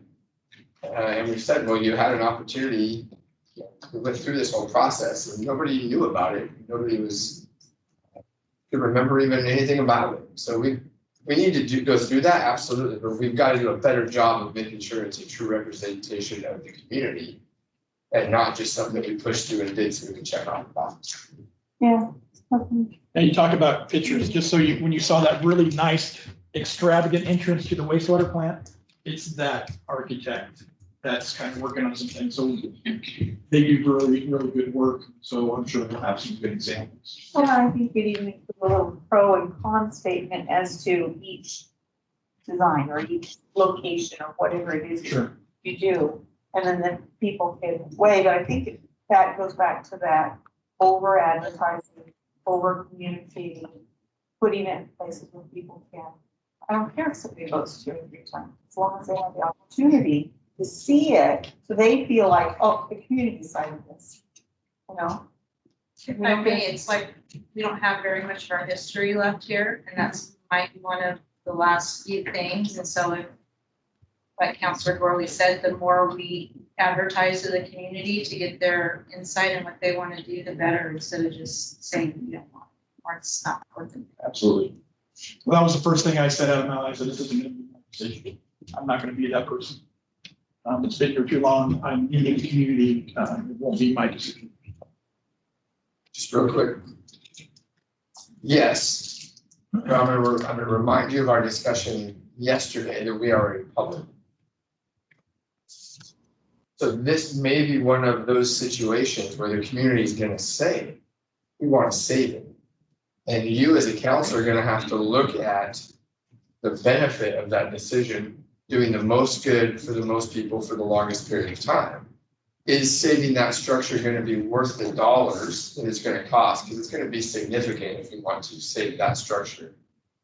And on top of that, what's the long-term benefit of saving that structure? It's not the most user-friendly structure for what it was designed for. And it, honestly, to this day, the Jamboree brings in a separate stage because that structure doesn't meet the needs. So those are just things we have to weigh in on. And I'm not saying either way, but it's a good example of just the discussion and some of the things we talked about yesterday. And are there other ways of preserving that part of our heritage, yet still maybe doing something different that meets all of our current needs? So there's a lot of different options out there. So you'll have a lot of, we'll bring those to you to weigh as you make those decisions as well. So let's be clear, I'm not advocating for keeping the old building at all. I'm very real about what water does to wood, but the idea of having a replacement structure in that park that is got the electricity that it needs, it's got the floor space it needs, it's got the accessibility issues it needs, and meets, the needs of today's community, I support that. Absolutely. Wherever it is, however. To add to that, if we restore this, it's wood. Which means our successors are gonna be dealing with this, our children or grandchildren are gonna run into the same issues because it's wood in Oregon. Playgrounds, again, going back to my Parks and Rec roots, they used to make playgrounds out of wood. You don't see those anymore. And there's a reason for that.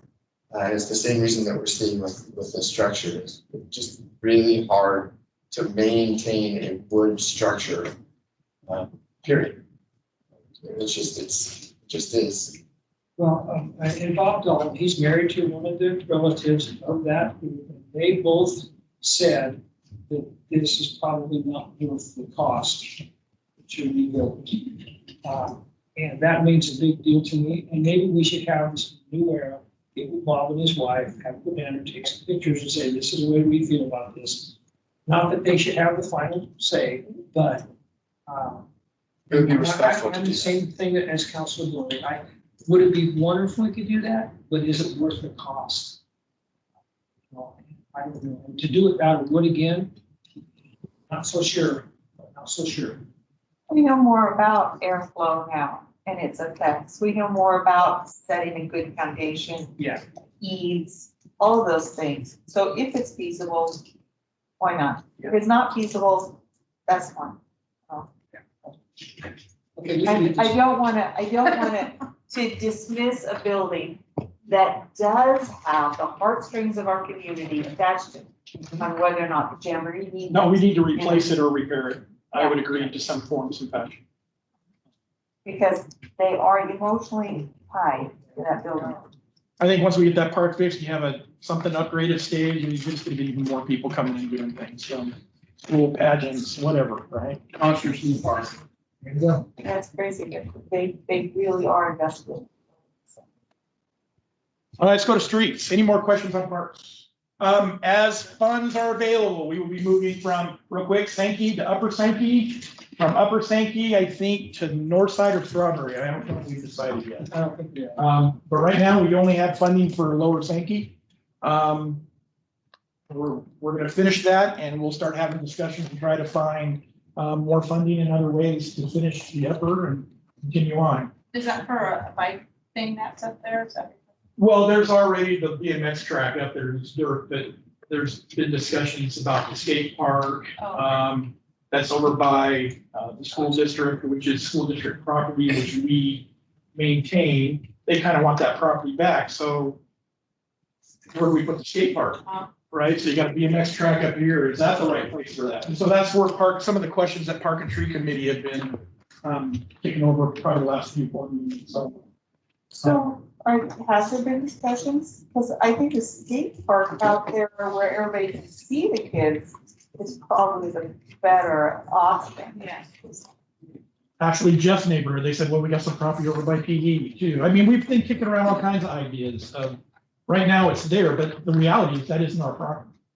And we are contracted to maintain it. It's our skate park. Wasn't it the old railroad spur and didn't belong to the school? It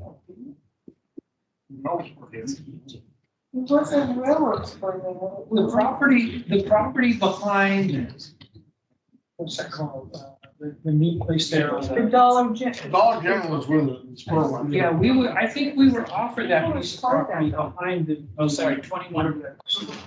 Dollar General offered the Yeah. property behind. And I think I we thought that was part of it. turned that down. For some reason. I can't recall what it was. It's not very big, but it would have been big enough for that, I think. Anyway, So there's been discussions about the skate park already over the last 2 or 3 meetings. Again, it's not the highest priority, but again, that was sparked by the fact that if you go by the school district administration, all their maintenance yard and everything, they just got stuff stacked everywhere. Yeah. And they've already asked if they could at least take half of that park. So we know it's coming. It's just something we have to work towards. Let's hit the streets. I have 20 minutes. I have 15 minutes. you got an extra 15 or 20 minutes according to these guys. Let's talk about streets. I'll be honest with you, I'm not a streets guy. I am a wastewater guy. And so I'm learning a lot about streets.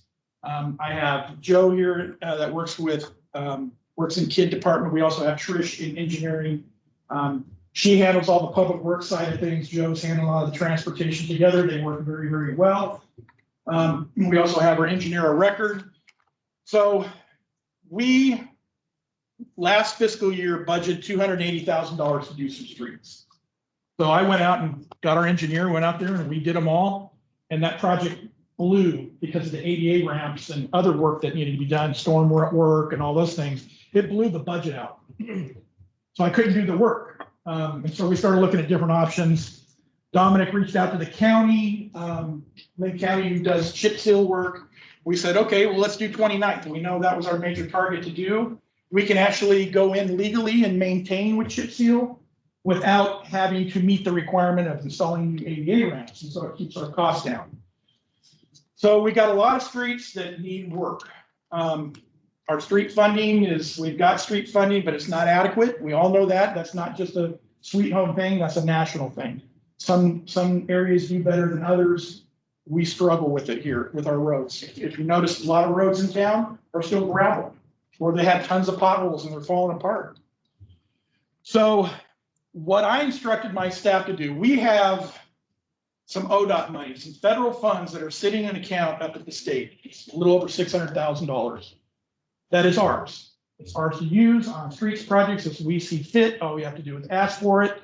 We can either get reimbursed or we can ask for an exchange, and it's 94 cents on the dollar. So we have already reached out to Oregon, the state, and they have said through an IGA that they will grant us those funds. We just have to expend those funds by the end of this year.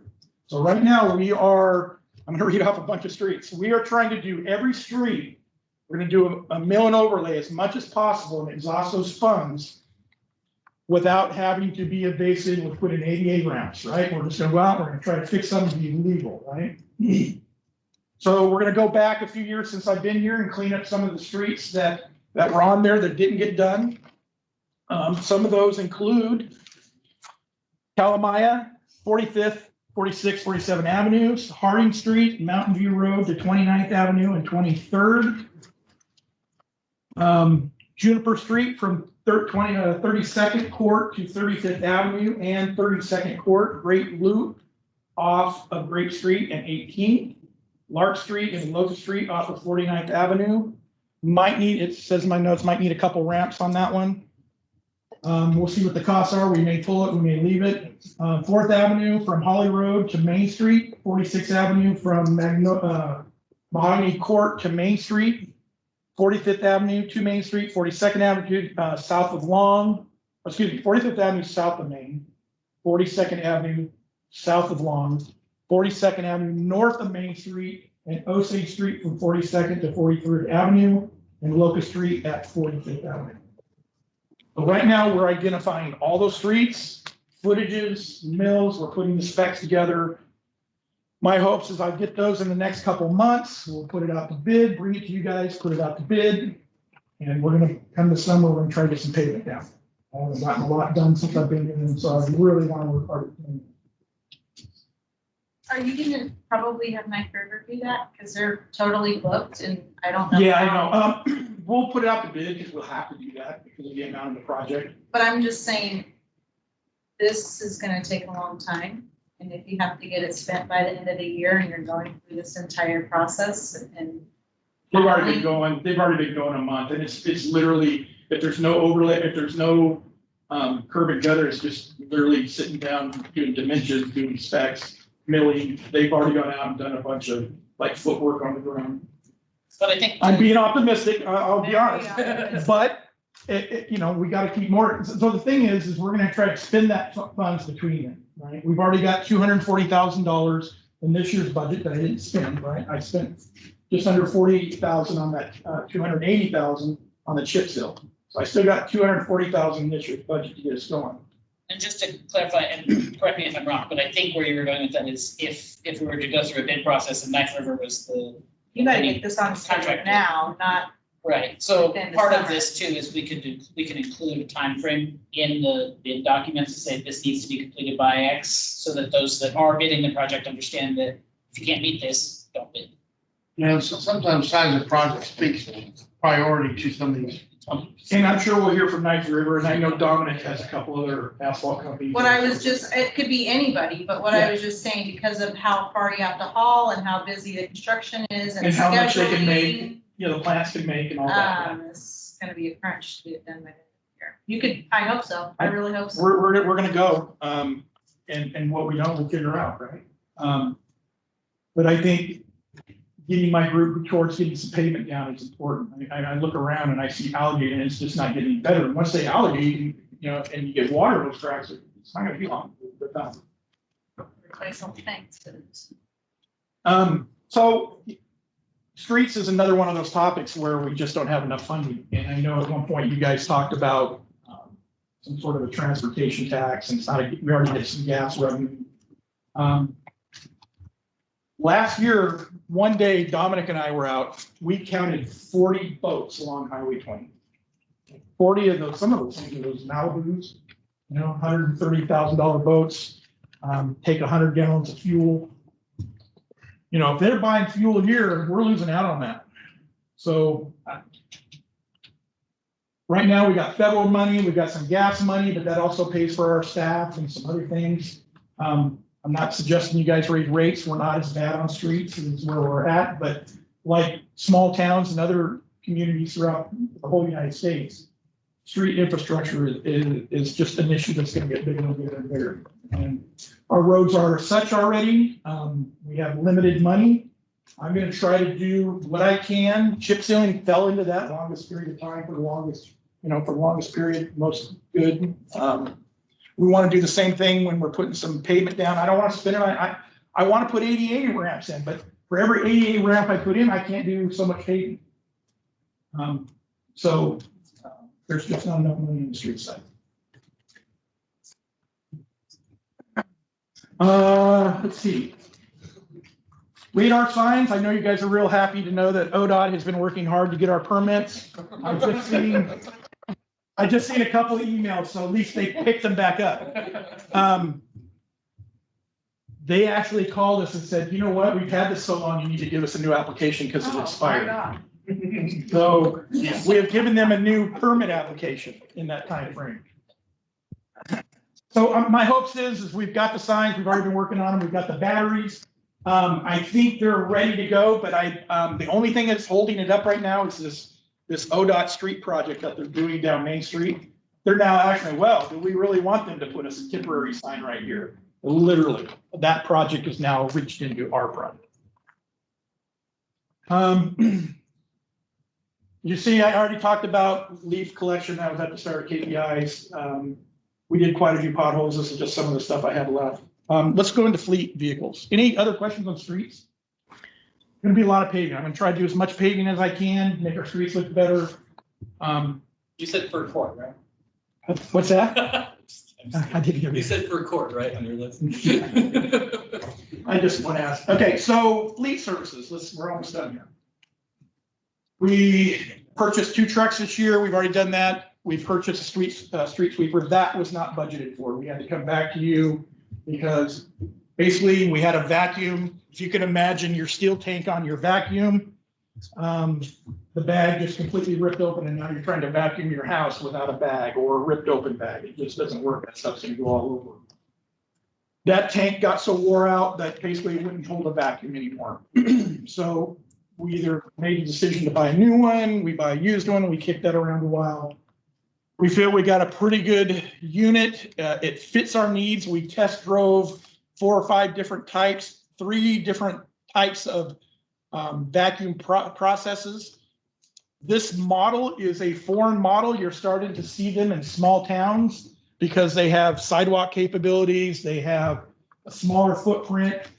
This is a smaller footprint, but it has a larger debris tank than our big giant sweeper that we have. So it can go farther. It's all stainless steel inside. There's no moving parts inside that tank. It's all right here. We sweep it into a pile and then it gets vacuumed right up through a glass right inside. Oh, I'll just leave it there. let's talk about enterprise real quick. Brandon, let's talk about enterprise real quick. You guys, do you guys have any questions about how we're buying vehicles? Because he came up with our surplus. You asked some questions and. So the enterprise contract is definitely not something that the city has seen here before, although it's a model that's used across the country in different organizations. Greg is used to it from Irvine, California, where they came from. The idea is that enterprise comes in, they take a look at our existing fleet, and we tell them in rank order, here are all of our vehicles and the order of which we'd like to cycle them out.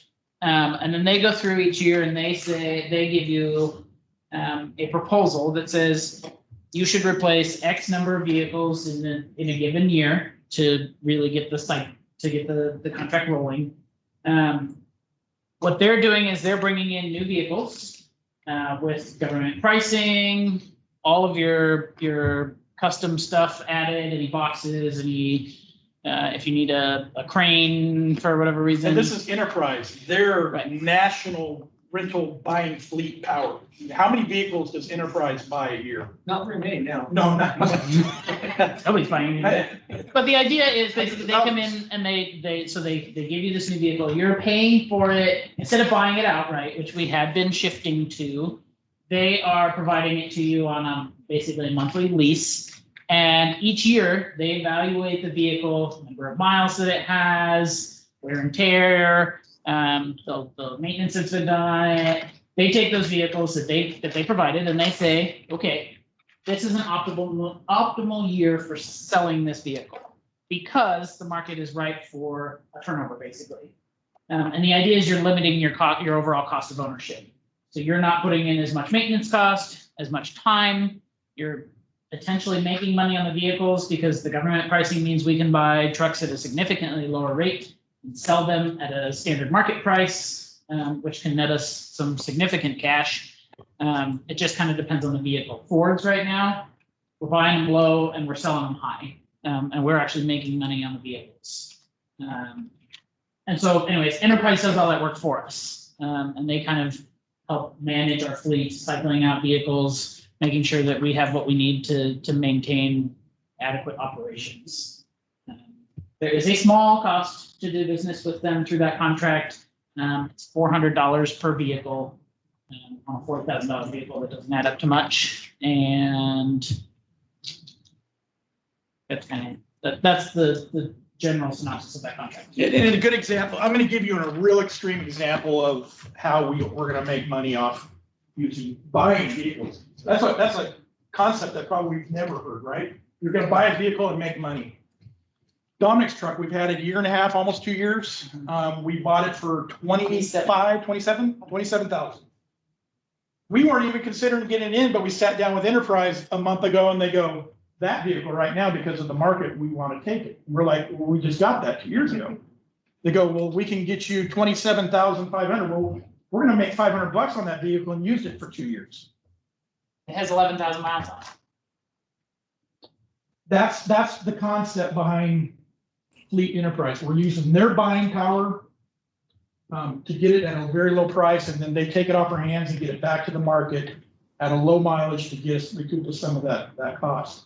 If I'm paying, let's say a worst case, I've got a vehicle that it depreciates over 2 years, $3,000, right? I lose $3,000. But you got to look at over that 2 year period, it costs me $1,500 to put a supervisor or a crew leader or whatever in that vehicle per year. That's not very much for the cost of doing business.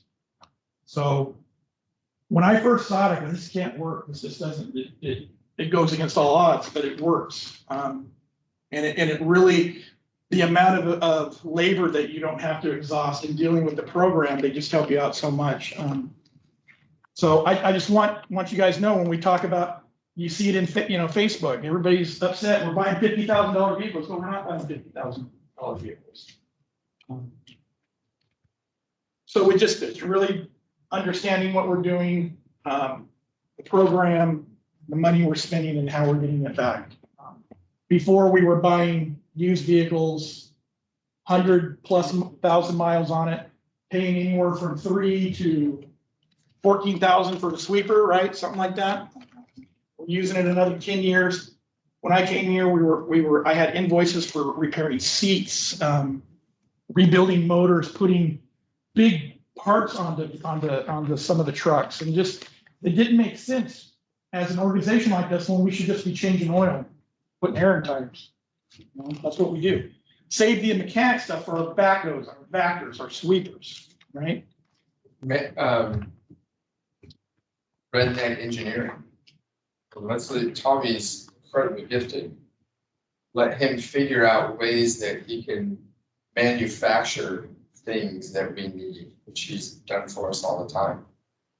Give him that freedom to do those things, to be creative and Work on our chainsaws, our street cutters, our campers, all the other equipment, mowers, trimmers. We have hundreds of pieces of other types of equipment. So anyway, I just wanted to have, after our last meeting, I wanted to have that discussion because it is new and we have some new people here, and I just want to make sure that you guys understand what we're doing and how we're doing it. And if this doesn't work out, and we know it doesn't work out, we're gonna come to you guys and say, you know what, this isn't good for us. So far, you basically don't use the rigs for free and you get some money back on it. Yeah, or the idea is that you lower your annual cost down to $1,000 in worst case, right? Or something, 1,500. You know, so if you buy it for 27 now, you only get 23 or 24,000 after 2 years. Well, maybe your maintenance costs, say 10,000. Right, right. So other than fuel and maybe 1 or 2 oil changes, because we're such a small town, what type of maintenance we can have? So. And it really sounded too good to be true. It really does. When I first heard it, I was like, yeah.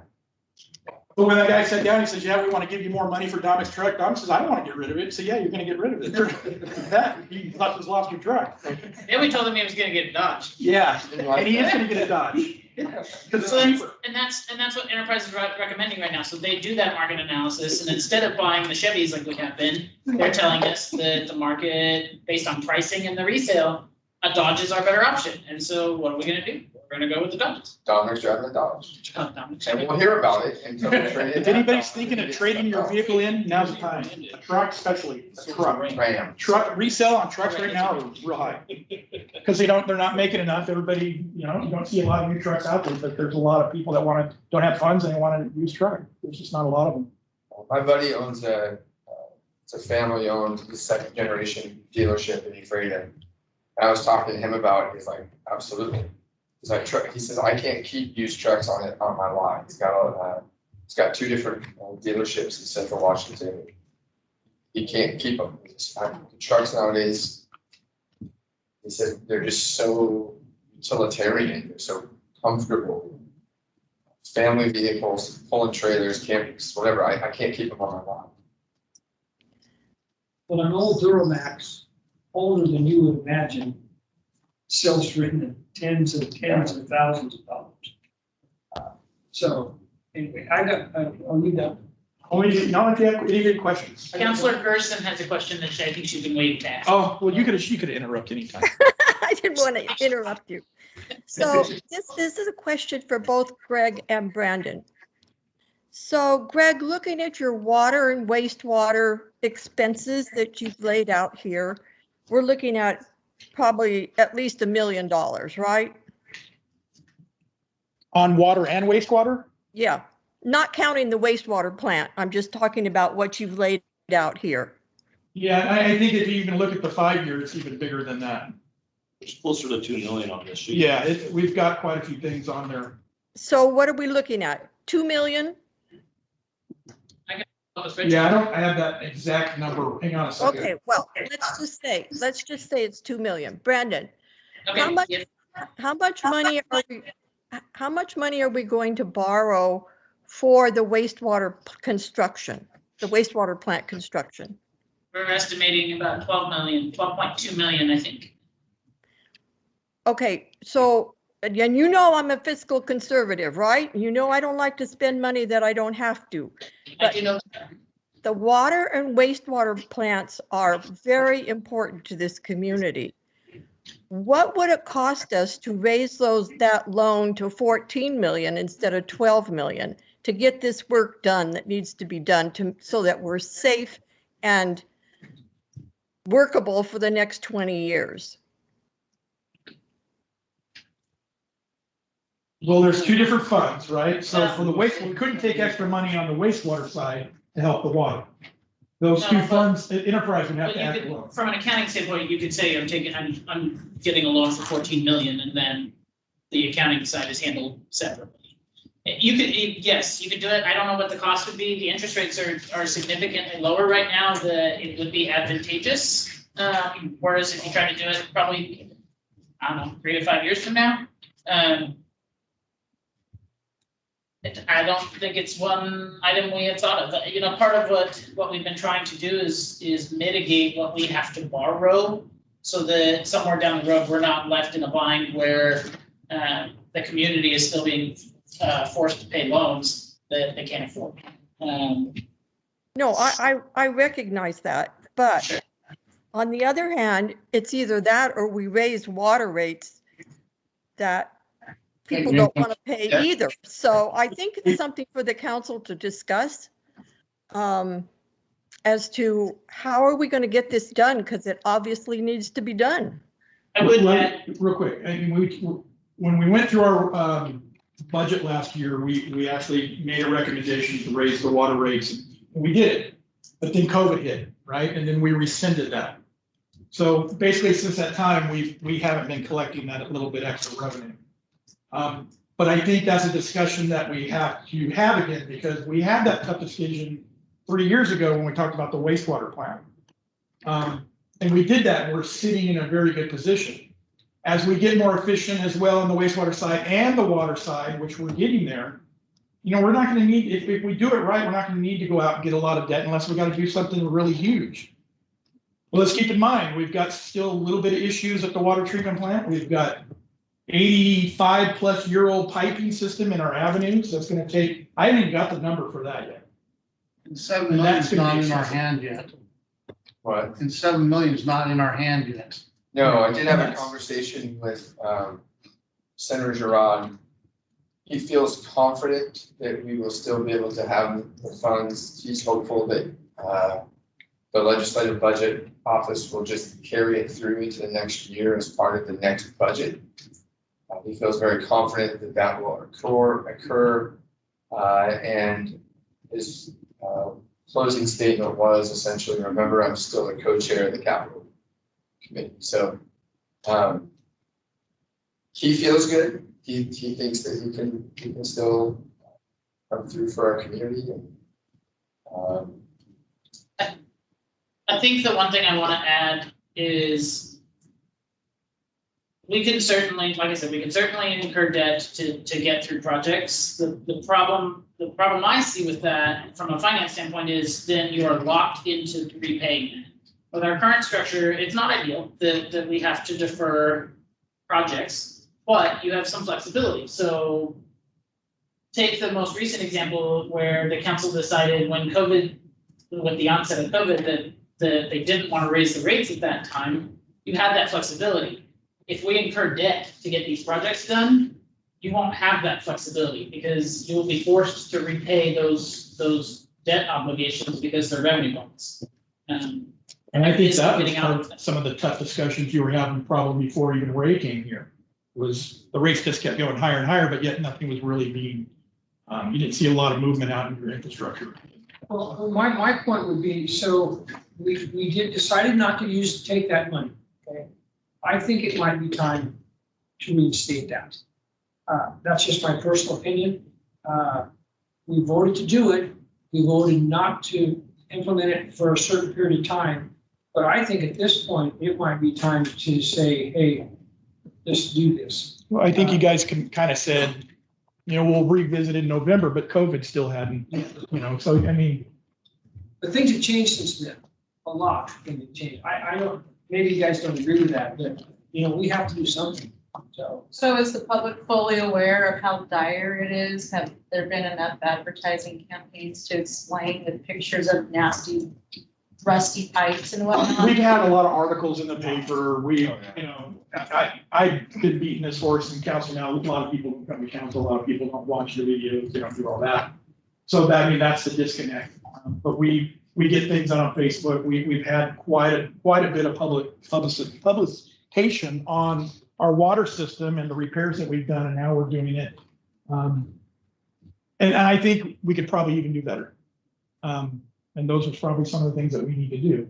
But I think as we get this bigger project identified in the avenues of all the 2 inches and we see what that phasing cost is or what that total number is for the phasing, I think that's when I think some of those discussions are gonna, I mean, you're talking 1 million, 2 million now I throw that price tag on and we're gonna start putting that down the road. There's a few more million per year possibly. So, anyway. So I think some of the answer to that is they were, and then with COVID, we stopped. And now we need to pick a lot of that back up again. There were, boy, I don't know how many articles Sean wrote about issues with our wastewater treatment plant and pictures that he went and took. But a lot of that was 2-3 years ago. The tours, I think we had. Yeah, we did public 4 tours, people. members of the people from the public went One of them was a counselor. and did tours and. I was the only person from the public in that work here. I mean, Yeah. literally, you hosted 3 of us and I was, in my office. So there was literally nobody that showed up. Yeah, so we put it in the paper, we put it on the internet, We've forgotten about all that though because of COVID. as everybody has, right? Because we've all been so focused on dealing with COVID. So yes To and do it no. again. They're probably not, and we probably will need to again, based on how you choose to budget goals that you set, that will determine, because we can't do it all at once. So as you tell us how you want to be strategic with the limited resources we have, then we will start all of that information. If I may, Mr. Mayor, is that something we could discuss on our next council meeting? Yeah. Maybe we can put that on the agenda and see where we are standing right now, or where we will be. On what? Putting those rates back. You can't next week, but you probably do the following one, right? Yeah, we can put, yeah. we Yeah. can- Just yeah. whenever we can get that, yeah, I'd like to see that come Well, up. because the water flood is fresh in everybody's minds. So they might be more willing to pay a little bit extra. And what your guy was telling us yesterday is just flood them with all of this, be a part of the process, and they all voted for it. So they don't want their neighbors to be, hurting, but, and then the other thing, Counselor Garrison, I believe, if you borrow the 2 million, like, what if you just borrow half of that and raise the rates a little bit and split it to balance? Yeah, we'll bring, as we start to funnel down into your priorities, we'll start bringing all of those various options for funding to you to choose from. Because one of the things we're gonna do is if we get into this budget, we're gonna set rates again. We set it, and then we didn't implement it, but we're gonna, coming up in the next few months, we're gonna have a rate discussion Yeah, again. you guys are gonna have some patience in Yeah. what we do. You're gonna have to approve rates for the upcoming year because we're supposed to do that, does it say February?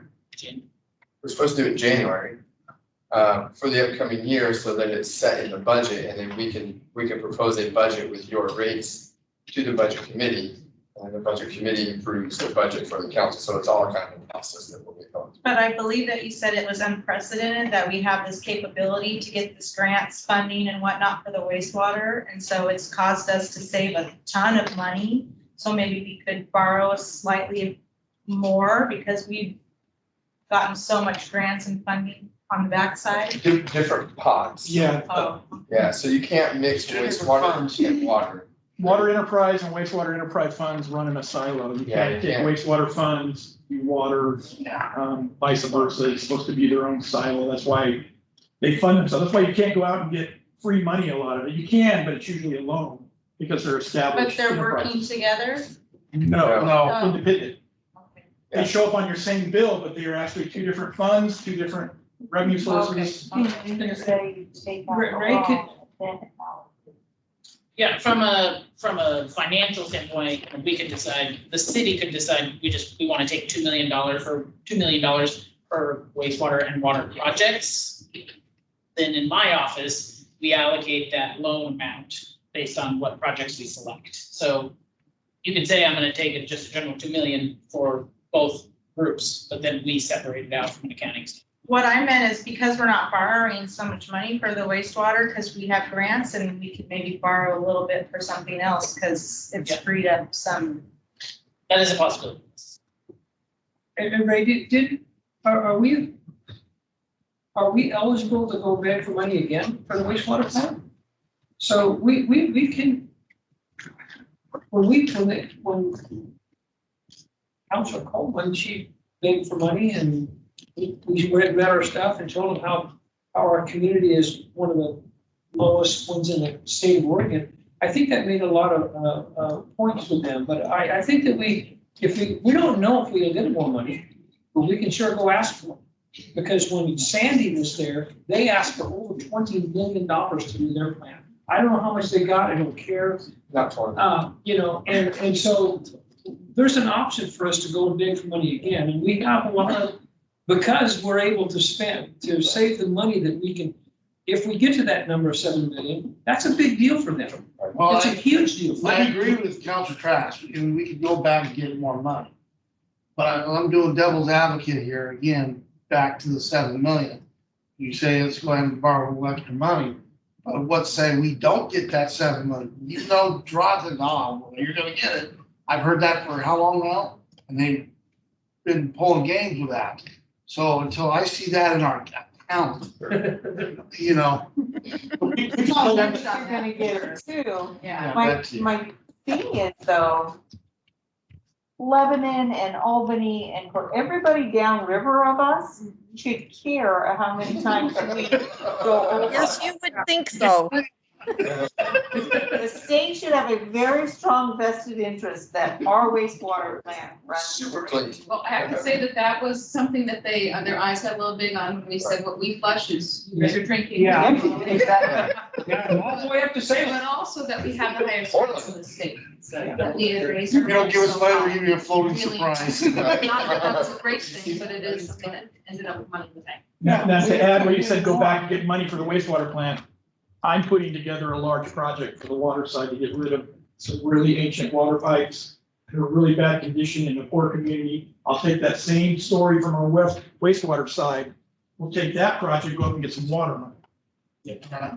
So we'll get it all identified, we'll get it figured out, what those costs are. And then I think we try to get ready to roll up the sleeves and kind of get down some doors. Just, you talk about our water, just for the record, and I don't know if it's ever been tested in the last year, you probably have.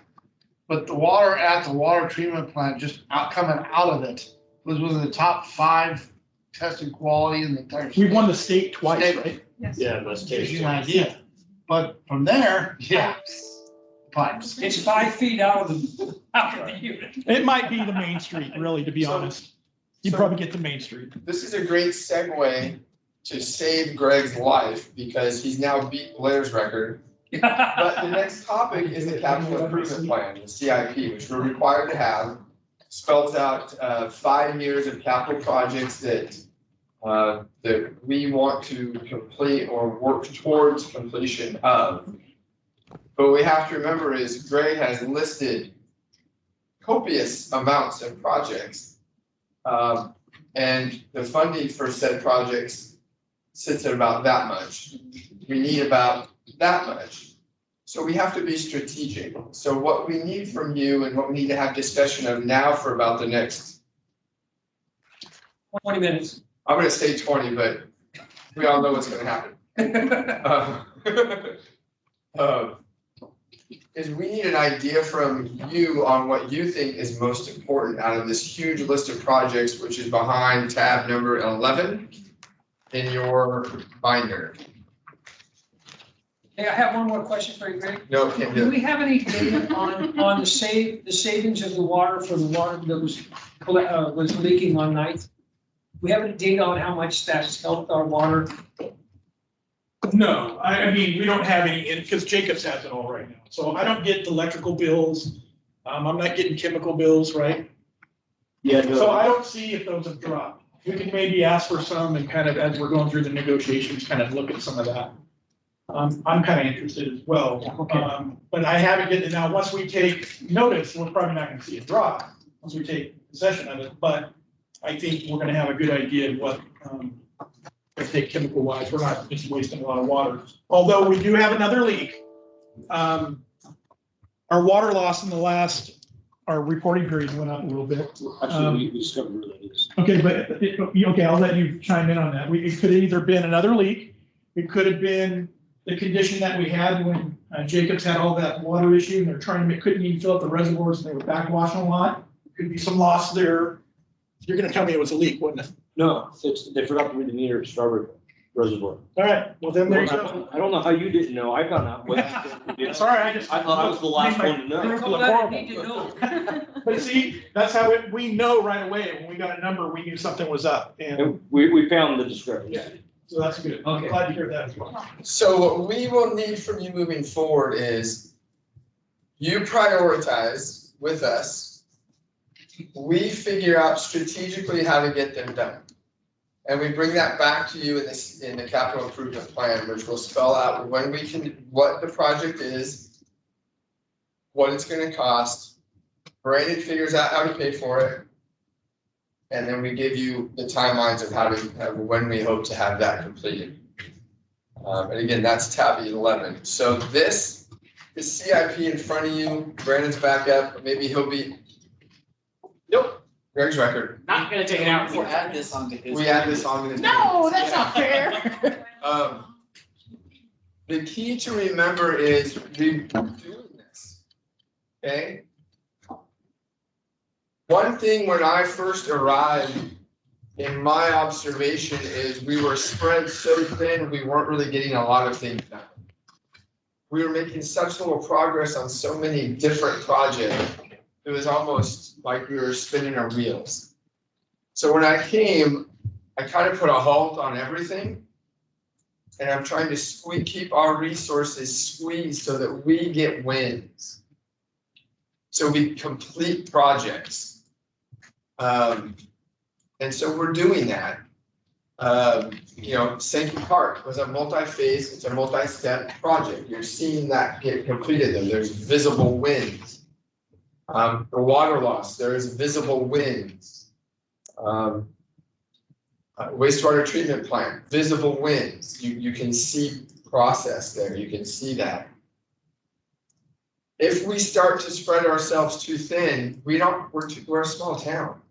We don't have the resources to be doing it. We can't be all things to all people all the time. So this discussion is really important because we need to be a little more focused than historically I think we have been in the past as an organization, so that we can keep our resources focused on movement and getting forward instead of kind of a shotgun approach or jumping back and forth.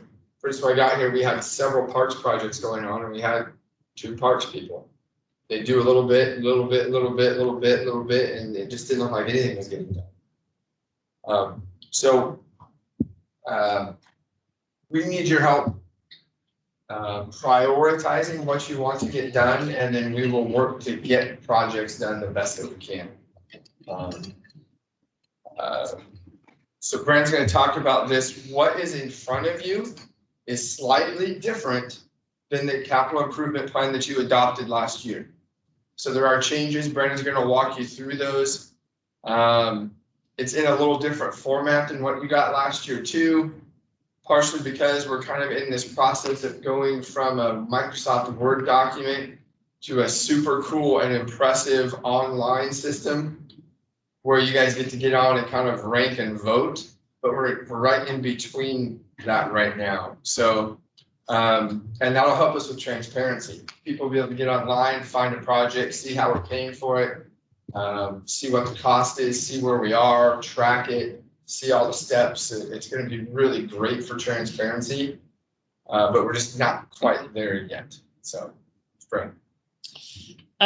So I'm gonna do the 2 easiest departments first, because their projects aren't expansive. So library is at the top of the list, and the only project that we had on there, at least currently, was the library needs assessment. The reason it's in here as a capital item is eventually that will likely turn into some kind of library construction, whether it's a new library, renovation, whatever the case may be. So it was a capital item.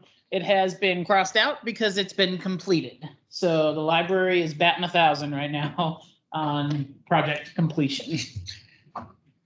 The police department, we have a list of about $314,000 in total projects. The white lines here are items from previous capital improvement plans, plans that you all as council and the budget committee approved previously.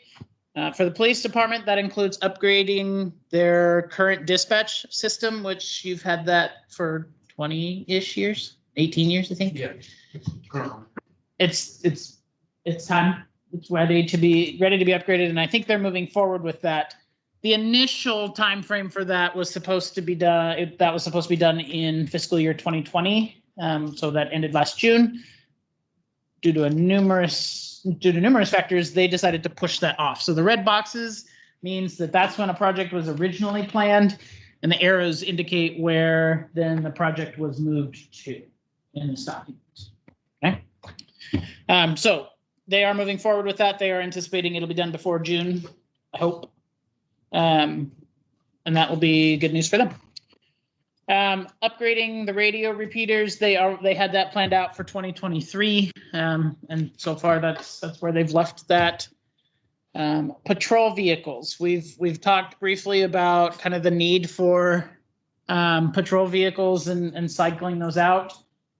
We run police vehicles basically into the ground. So they get up to 125,000 miles, and what, 5 to 7 years old by that point. Yep. And technology has far outpaced them in that time.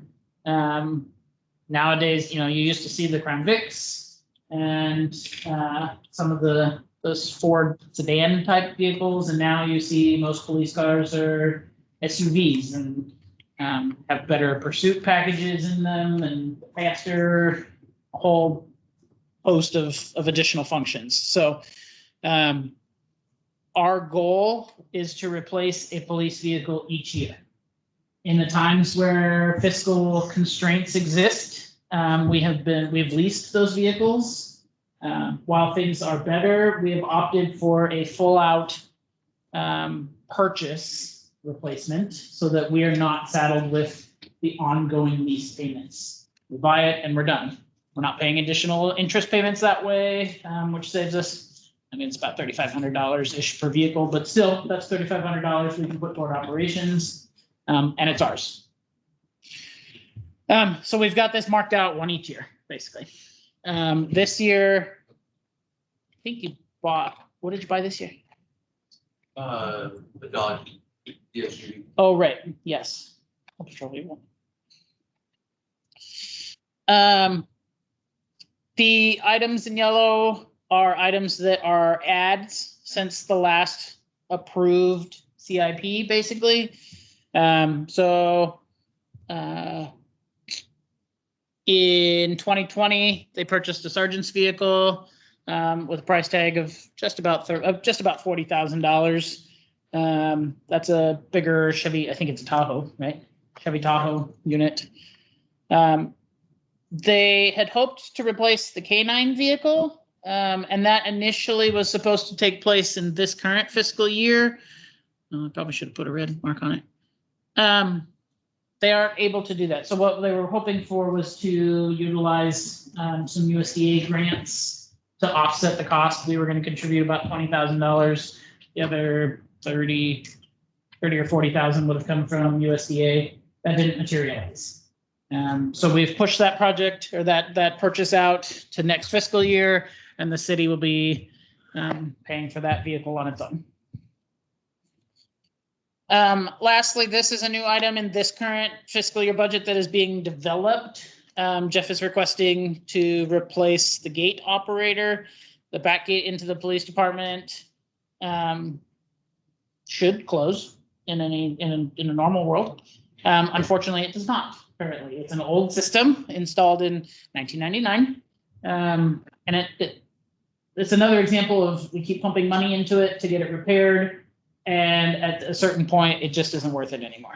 And so he's repaired that many times over. And now it's at a point where it's better for us to just get it, especially for their operations and the security overall of the police department. So he's requesting $15,000 in this next fiscal year's budget. I believe that we'll have the existing resources to give him that money. Questions about police department? Concerns? So Brendan, so really when we're looking at this budget year, we're looking at $105,000 rather than 313, right? Yes. Okay. 103,993. Thank you. Mm-hmm.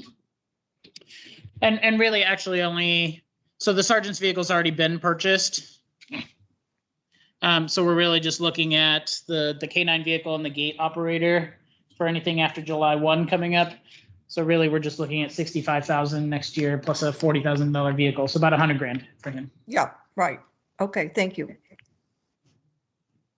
All right, community and economic development.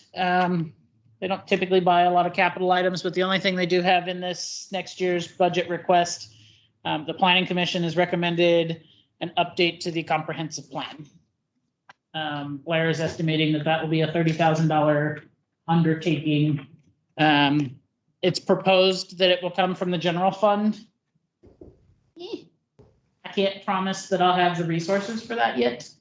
Until we get to a point where we've put together the general fund operating budget and see what that looks like. Blair does have a few contracts that he isn't using to the same extent that he was before, so we may have some flexibility to give him that 30,000. But the general fund is not a lucrative fund. It doesn't have a lot of money in its existence. We'll have to, that will be a wait and see item, I believe. Or we'll have to find funding from another source. Is that a plan that we hire somebody to create for us, or is this staff time? It's both, but mostly hired. We don't have the expertise to do it. I don't think we did. I was just wondering if we don't have a lot of staff either, so I was wondering if there's a take that time. All right, now we get into the bulk of our projects. Public Works. So this is where we're going to need a little bit more help as far as what is it that you as a council see as priorities for projects over the next 5 years. So I'll start with Sankey Park. Well, this is, yeah, I'll start with Sankey Park. This is kind of how this is grouped. So the initial item that is currently being worked on was $440,000 to enhance the park plaza, blah, blah, blah, blah, blah. This is the Sankey Park grant that is primarily funding this. It is currently going, it is ongoing from the prior fiscal year. So we've got check marks in both boxes. It's getting late and I can't talk. In the capital plan, there are 3 items in here totaling $300,000 that I've marked with funding source to be determined for Sankey. The park budgets right now, there are 2 funds for the parks program. The general fund is the major contributor to park programs. And then the parks program does have a small, I want to say it has like 50,000 in it, probably $50,000-ish fund on the side from donations and kind of reserves set aside that the city has done in the past. So it has another fund, fund number 457, has some money in it that could be used. This phase 2 project to construct bathroom tables and benches in Upper Sankey Park with a price tag of $40,000. It was initially hoped that they could get that in 2021, and that isn't the case. We're in that fiscal year right now. That was not authorized as an expenditure, and timing-wise, they couldn't make it happen anyways. Now they're requesting that they can do that in 2022 and 2023. We may be able to fund that out of the general fund. Again, I can't promise anything yet because we don't have operational budgets put together. I'm just gonna roll through all the park stuff and then we'll kind of talk overall about what is it you'd like to see? Are there things on here that you want to postpone? What's a priority to you? Constructing a path connection to 16th Avenue and First Street, estimated at 60,000. Public Works is proposing to do that out in 2023, so 2 fiscal years from now. And then constructing a pedestrian bridge from the park to the Jim Riggs Community Center at a grand price tag of 200,000. Initially in the CIP, that program or that project had been slated for 2024. And Public Works is asking to move that up a fiscal year. Right now, as far as Sankey is concerned, they're hoping to be done with Sankey Park by the end of June 2023, if they can get the money. It's a big issue because I can tell you the $200,000 is not coming out of the general fund. It doesn't exist unless you're cutting a program. Programs in the general fund, as a reminder, are municipal court, community and economic development, and parks. Those are the only 3 things. You are paying for a small building loan that was made to construct this building. It's about $140,000 a year and is slated out for another 8 years. So we can't get around that one. Those resources are tied up, basically. Strawberry Park, they were hoping to, again, have everything done by 2023. I don't know that I have funding for those. No, that's too be determined. Yeah. It's. No, I'll leave it as it is for now. Yeah, I mean, it really figures on what we do with the general fund. This was one that they had requested for this current year budget, and I said no because we didn't have the resources for it. So when we built the budget and presented it to budget committee, the proposal was that this project did not occur. So they've pushed it out, obviously, but it's a matter of funding more than capacity, I think. And then constructing a loop trail as part of phase 2, again, out in 2023. Northside Park, Clover Memorial Park. Nope, I'll go to Northside. Northside is kind of the last item on here that is actually being proposed in the current 5-year plan. So at Northside, constructing a playground and river access trail, and then some general parks work, installing ramps, signage, tables, benches, pet stations, irrigation, that kind of stuff.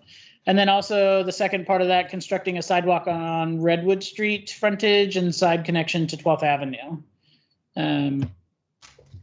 Their initial proposal had this first part being done in 2022, and they've pushed that out.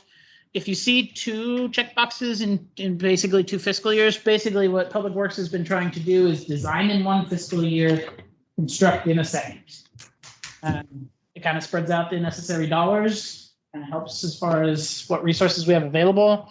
And let's be honest, in 12 months to get funding, design and construct and plan is becoming more and more difficult. So they're trying to be more realistic about their time and capacity limits. Clover Memorial Park, Hobart Wildlife Habitat, Ashbrook Park. Those 3 places, they existed in the capital plan previously, as indicated by the red boxes, but they've been pushed off of the capital plan for both capacity and funding. So for the moment, we've taken those off the table unless the council says, well, we really like those to come back, as is the prerogative of the council. So lastly, Blair threw one in there that I did not put in his department and rather put with parks. It's a master plan update for the park system overall in Sweet Home, estimated at $23,500, and he's hoping to complete that next year. Blair's probably going to get one of the 2, not both. Estimated total dollars for parks, $1.3 million. Yes. Okay, so if I may, Chief Lynn had said that he was concerned about this new House bill that's coming out. So what it sounds like to me is we're gonna put $1.2 million into parks that are gonna be overtaken by the unhoused. And so I don't know if we should do that until we figure out if that's gonna pass or not. We could build a beautiful homeless facility for that price. And there is definitely, I have some concerns over that, because we're gonna have very little options, specifically at nights, in certain situations. A lot of work is going into finding another site that will help house, the homeless for, in some form of transition housing on that site. And that's really where, quite honestly, I think most of the committee that's working on is putting all of our eggs in that basket, is to find another site that may work for some of this and alleviate some of that pressure. But even with that other site, I still have concerns with the proposed House bill that, our hands may be tied on certain things. So Brandon, Yes. personally, I do not think we should spend $200,000 for a bridge. Sorry. Also, there is nothing covering any kind of park on the east side of town or the south side of town. So we're not looking at that property next to the city hall as a park at all. We're dealing with what we have, and I understand that. I think we should think about that piece of property because there is no place this side of your side of town, my side of town, that there is a park except down by the lake off of Foster School. But for me, I would not pay $200,000 for that walking bridge. Yeah, we could get bathrooms, several parks for that. So let's not, all of those, so that's one reason, earlier I alluded to, again, as a Parks and Rec person, not being a big fan of our Parks Master Plan, and why I've asked that we consider looking at that again. One, we should have park standards, which indicate what is acceptable where a park sits, how far it should be from one park to another. And those standards should be set by the community. What's an acceptable length of time for you to walk from your home to get to a park? 3 minutes, 5 minutes, 10 minutes, the community tells you that. And then you start developing where you lack parks. You start drawing circles, GIS. So there's a lot of things missing in our Parks Master Plan that we honestly need to get figured out. So I understand your concerns that, and I'm looking at Diane like she can see I'm looking at her, but she can't. I see you on the wall, Diane. I'm looking at you. I'm making eye contact. Okay. But let's again, those master plans. So the larger piece will be, we should do work at these parks, and then each park will have a plan that we can then get focused down into. But I don't know that right now we've got to really, you'll have a budget 2-3 years from now when these items are coming up where you can say, if we don't have that master plan, you don't like it, then you just don't fund it. It doesn't get done. So Speaker Kotek has put this House Bill 3115 to the table. And it's like you're dumping $1 million into your public spaces and you're still gonna have a homeless problem. And so is it the right time to be spending all of this money on parks when we need to figure out the homeless problem, because more than likely it's gonna pass? She's the speaker. I think the problem is when you're homeless, we've got a committee to discuss it. Moving forward, problem is with the homeless is we're never going to fix the problem.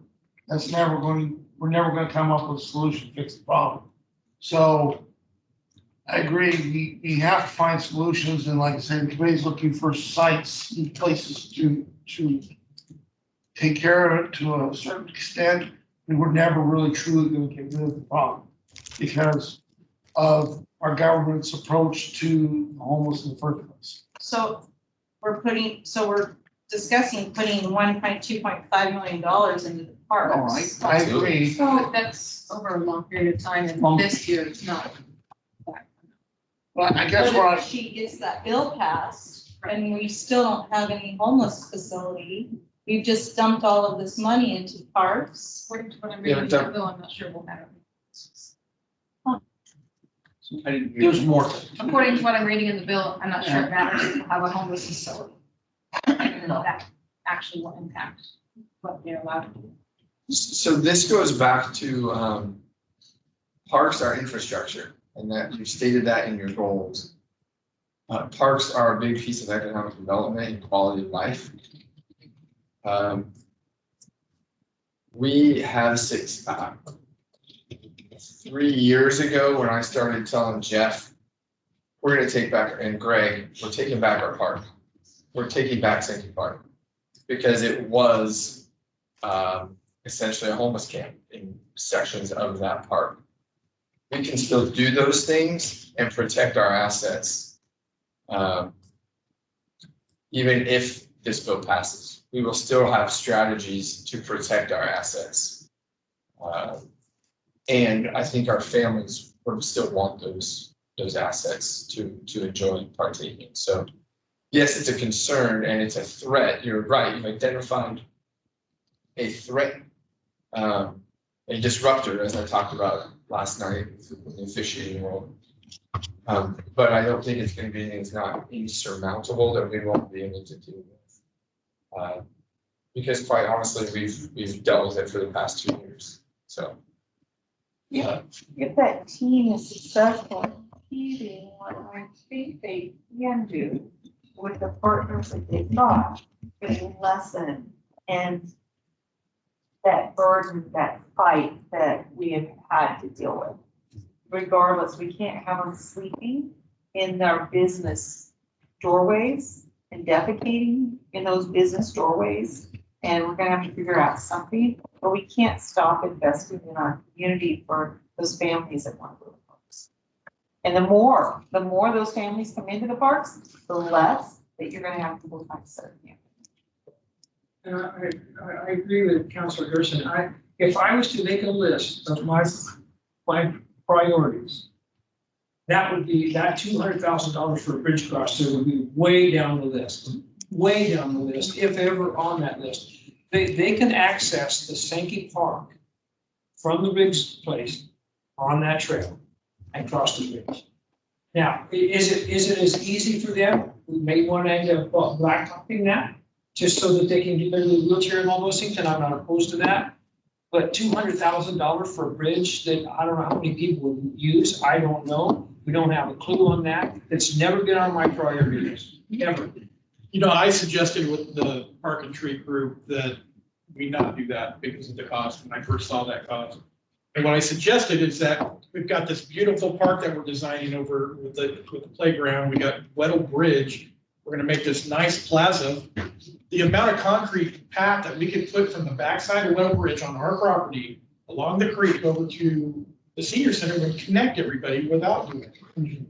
But I think a couple things, the committee felt that it would be nice to have direct connect. And so they kind of, that's why it's left. The second is that we, the city, prior to all of us getting here, received a donation for a bridge to connect those two infrastructures. And so I think that's what's, it wasn't like we just said, well, let's do a bridge. I think that that money that was donated at least got that conversation sparked and going. And I think we realized that that 30,000 is not going to pay for a bridge. You put me on, Ray, is I think this meeting tonight is to go and do an overview of the projects, not to make decisions tonight with these projects, to make notes of things that you agree or disagree with, and maybe have a work session in the very near future, sit down, talk about what we want to do and don't do. It's like, Right, yeah, so, yeah. it's just as a reminder, 'cause we can beat this to death Yeah, all night yeah, long. we want you guys to stay up here. The CIP, Brian just explaining what the projects are to you today. They will come, again, we can't do anything that you don't approve in a budget. So if it's not in a future budget, if we get through the budget committee and as a council, you say, the bridge is in the budget. Because if it's in the master plan and it's that time to do that master plan, we'll put it on there because that's what the community of the parks community has said they want. You guys always have veto with the budget, and that's where your authority truly lies. So when the budget comes before you, you say, we're not funding that. Okay, we won't do it. So, What I'd say is have a work session before the budget. absolutely. That way, you're not wasting time putting something in the budget too. So we have a work session and say, yeah, we want this, no, we don't. Kind of give an quick something back to the city so that we know what to put. So with that in mind, I'll keep going through this. Keep in mind Real quick, from, just to one of Councilor Gerson's point regarding the property next to City Hall here, I don't think it would take much for us to pull together some numbers on what it would take to turn this into a viable park and have that included in the conversation. That's something we can do. I've actually been approached by two prominent people within this community that have said that they want to hold discussions with our parks, that they would be more than willing to donate all the playground equipment, all the benches, everything for this park. So we'll come back to the Parks Board here and be here to regard that. Yeah, so I don't, yeah, we really do need to talk, because I don't see playground equipment this one. I see a place that was done in the back well, you could do weddings and stuff. Yeah, I see a whole different, I think parks need to have a draw. I think that people need to have a reason